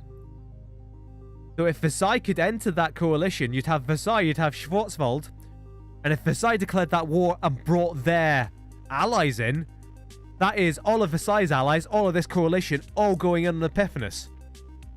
So that's why you shouldn't expand too quickly, and Epiphanes might have, he might not have. We don't know yet at this point. The other big expander over here was Bengalistan. And you can see they're just on the verge of pissing off all of India. So SAMUDR, Garavdesh, Tequila, they're pretty close to being able to just say, you know what, Bengalistan? You've pissed us all off. We're going to kill you. So it's interesting. GRUNHAMMER, however, I'll point this out as the last note about coalitions. GRUNHAMMER, you'll see, nobody cares that they've beaten up Ashwinder. Why? Because Ashwinder are heathens. And the Catholics around them don't care. The Norse around them don't care because Ashwinder are heathens to them all. This is what's really bad for Neroland, in that these guys could take huge chunks of Neroland despite them not being the primary defender. That usually gets you a lot of aggressive expansion. But because Neroland are Confucians, the Norse won't care, the Catholics won't care. So the Norse will care about what happens to Pyrineos. And indeed, oh, here we go. This is what I said, the decapitation strike. They've got their entire army. They've got a siege general on Paris. They could potentially get a white peace out of this by utter mismanagement from Epiphanes. And if Epiphanes' lands get devastated, and you can see they are, including their capital, and that devastation will go up as they continue to be occupied, then they might struggle. This is exciting. I thought we were kind of seeing a runaway victor in Epiphanes here, but oh, they're getting pared back by plucky Neroland, an isolated Pyrineos, two friends with their backs against the wall. Who's that? Hanover. Who have Hanover got a truce with? Westphalia, Holland, Frisia, an internal Holy Roman Empire war. The Paris is going down quite quickly because they have an abundance of troops left over. They'll be getting a bonus for that because there's a minimum you need to siege a fort. I think you need 3 infantry for every level of fort, so you need at least 9k to siege Paris. These guys have got 33k. Now they're taking a lot of attrition from that, but it's a mild winter allegedly. But they'll siege through it quicker. They'll lose manpower, but they'll siege through it quicker. And that could be worth it. Now, disease outbreak that nobody will have saw popping up there. That's really bad for them. That means they take more attrition, does it? I'm not sure what the siege modifiers really mean. The GRUNHAMMER. Are they finally going to go in on Ashwinder? This siege of Paris might not go quickly enough because Madrid is falling. Madrid will probably fall before Paris falls. Because they haven't breached the fort yet, have they? No. And once Madrid falls, you have to expect it's fallen. That Neroland will be piecing out and Pyrineos will follow. Although you never know, they might try and stick in it. In for a penny, in for a pound. As a massive army from Eric Lux there. You'd think if these guys had any sense, you'd take Versailles, you'd take Lartsland? Who are Legenda allied with? Legenda, a bit on the periphery here, but if you had designs on Eric Lux, you would surely smash them now with their armies in Spain. Of course, the AI isn't supposed to know that. You can see it's 58% war score. It's actually a war against Neroland. The Neroland are less likely to give up. And Pyrineos are more likely to peace out. They need to do their damnedest to take this fort. And before January as well. 29%. It could be doable in the next siege tick. But we can't see those because we're not controlling any of these guys.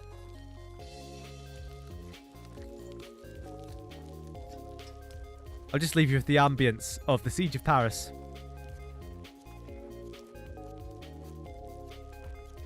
It's interesting because this war is absolutely lost, but... Oh, hello. The Epiphanous army, the Eric Luxians. Even Patria is trying to relieve Paris in time. There's a bit of a race against time here. I think they're going to save it. They're going to all pour in kind of piecemeal. Oh no, Pyrineos is kind of sacrificing their army to keep them back. While Neroland carries on. Brave Neroland, led by Noé de Nero. Oh no, I think they've given it up. Oh no, they haven't given it up, but it's back down to 14% because their army's leaving. And they no longer have the numbers. Oh, there comes Eric Lux crunch. And Eric Lux, because they have the defender's advantage from Paris being a fort. There we go. And that war is over. So, Epiphanous wanted Vizcaya. You'll certainly get Vizcaya. But remember, the coalition is going down. What I'll do is I'll get it to April the 1st, then pause, and that might be us for tonight. Because I was busy watching the Siege of Paris. It was exciting. It was the finale of the episode. It was the climax. And yeah, Pyrineos just getting picked off. Right. What's the time? I could probably do like 10 more minutes. So if anyone has any questions or anything they'd like to see, particularly on stream, rather than me coming back in a save game, ask them now. Or forever hold your peace.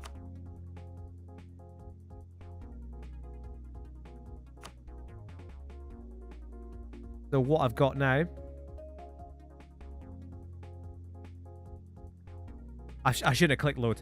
So what we have is MK1450. Actually, I'll save it as a...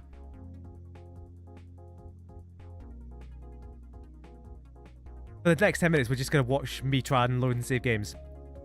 But I'll try and keep a consistent format on the save games. Nope. 475. I'm an idiot. I'm an idiot and the whole world knows it now. Right, so AUSTURSTROND. What I'm going to do is I'm going to become AUSTURSTROND, especially since we saved it, and if I accidentally unpause, it's no big deal. So AUSTURSTROND can, whenever they want, convert to Christianity. The government's tribal. I didn't think it was.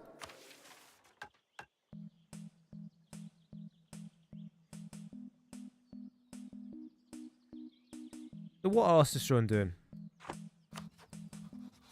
They have designs on a lot of land around them, particularly in MEDVEDSTRANA. They want the rest of Minsk. They certainly don't want any of the PRD, which is fine. How are they doing idea-wise? Oh, they're filling out administrative ideas, so they've got their idea cost idea. They're going to get improved relations next, and that's going to be very good. They've already got tech costs, so where are they at techs? They're not at all behind on military tech, which is very good. They're doing decently on Diplo and admin tech, although they're still eating the penalty because they haven't taken the Renaissance. But if I'm not mistaken... I am mistaken. That's fine. Some of the innovative nations have... I think Solar's might. Because he really didn't need it, did he? I think he has an idea to help with Astasa still.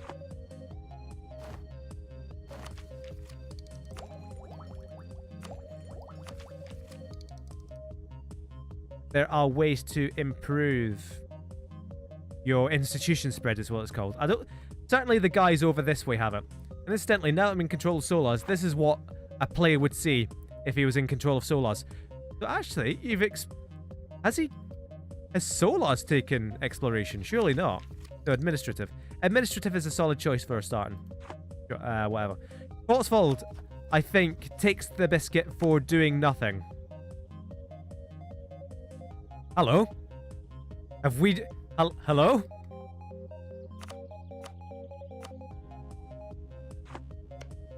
Hello? Wow. Next time on EU4 Custom Nations, the Norse world implodes. The Denny, your nation didn't do much of anything this time, but Darth Lurtz has lit a powder keg, as Lurtz is wont to do. He has attacked... He wants Hamburg. So he has attacked Vikingar, and all of Vikingar's allies have come in. So Vikingar only allied with the PRD. So how are GRUNHAMMER involved? Oh, because they're also attacking. Oh. Who are they at war with? Schwarzwald as well. Oh dear. So as you can see, this is kind of the way the alliance web works. Lurtzland has done very little of anything to help anyone, but he's gradually built up favours with GRUNHAMMER. 5 favours, I imagine that was at 15. And he's called GRUNHAMMER in to help him take Hamburg. And you can see, next time, a huge naval battle. Lurtz should win that. He's got the better admiral. He's got more galleys. But you can see the PRD marching in where their armies can't reach, because Lurtz's armies are up here trying to deal with Vikingar. Now, who this really... Obviously, the loser of this war will be ruined. But beyond that, who really suffers here is AUSTURSTROND, so far as I'm aware.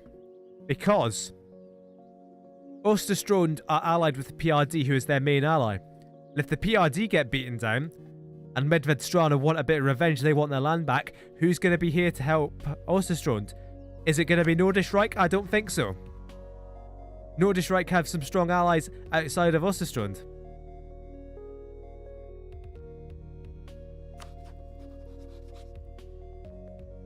Georgia just about hanging on. Oh, EQUESTRIA. The Broncos came. The Broncos saw and the Broncos conquered. And the Broncos probably converted ponies into wild stallions. Probably, I don't know. Right. So Legenda is going into economic ideas. It's alright. We still got this war going. So we are actually seeing some good war here. Because this is still 1475. This is still very early game. It's just I've been going quite slowly, so we see everything as we go.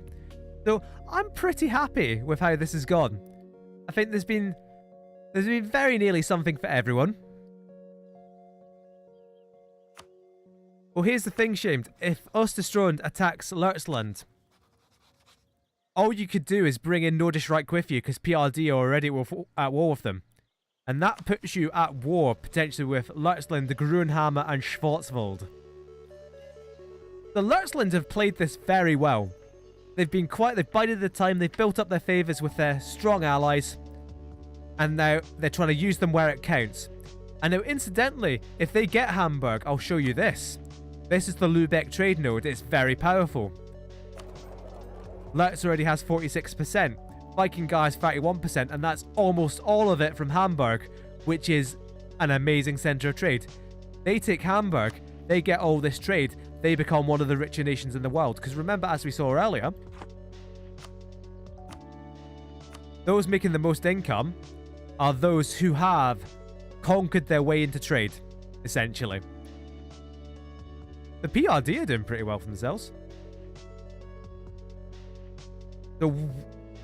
Where are we? If there's nothing more to look at just now, what I'll do is I'll say one more thing. In that this is all about score. The number one nation, the winner of this contest, is the one that will have most score at the end. And this is the score chart. Currently, Bengalistan leading. They're getting 1 score a month because they are first in admin, they are first in diplomatic, they are first in military. That's pretty impressive. You've got to imagine... Yeah, Eric Lux will be right back up there when they are not exhausted. When they bring their forts back up. Stuff like that. Epiphanes is up there, I imagine, off the back of his military. So how this works is if you're in the top 10 countries kind of in any one thing. So if you're at the top 10 in military, you get a little bit of points. For example, here we go. GRUNHAMMER, 2nd in military, 10th in diplomatic. So they're getting very little for diplomatic. They're getting a lot for military. So they're one of the bigger movers, as it were. Neroland somehow 8th in Diplotech, in Diplo rank, despite having a -1%. -1 in an admin rating. Oh dear. But it's about accumulated score as well. So as you can see, Vikingar at some point, they got up to 1 score somehow. Same with all these guys. Probably while they were in a war and they got some military rating. Is how that worked. So that's kind of how score works. It's a bit of an obtuse system, but it's a system that's baked into the game, so that's the one we're going to use. So, anyone who didn't catch that, if you can predict the nation that'll end the game #1 in score, you will win a copy of EU4 or you'll win a DLC for EU4. And you have until the start of the next session. I don't know when it will be, but it will be like at least a few days. And I might put it on a Google Doc or something, because I'm not going to remember who guesses what. My initial guess for #1, GRUNHAMMER.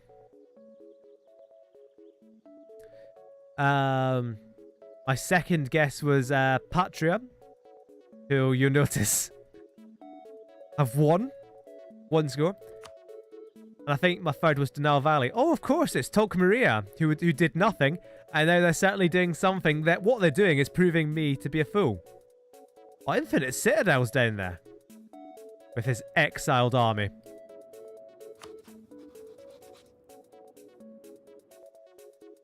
So next time, we have a lot to look forward to. Because this doesn't look like very many wars, but what this is a custom nation war, custom nation war, custom nation, custom nation. You can tell which ones are the custom nations because they have the best flags. So there's a lot of stuff going on. We have had 2 different emperors of China. We have had a couple of different Holy Roman Emperors. And Jesus Christ, don't make Epiphanes the Holy Roman Emperor. For the love of God. So yeah. What I'll do... Actually, oh yeah, Free Scotland did literally nothing, I think. what I'll do is I will play the intro video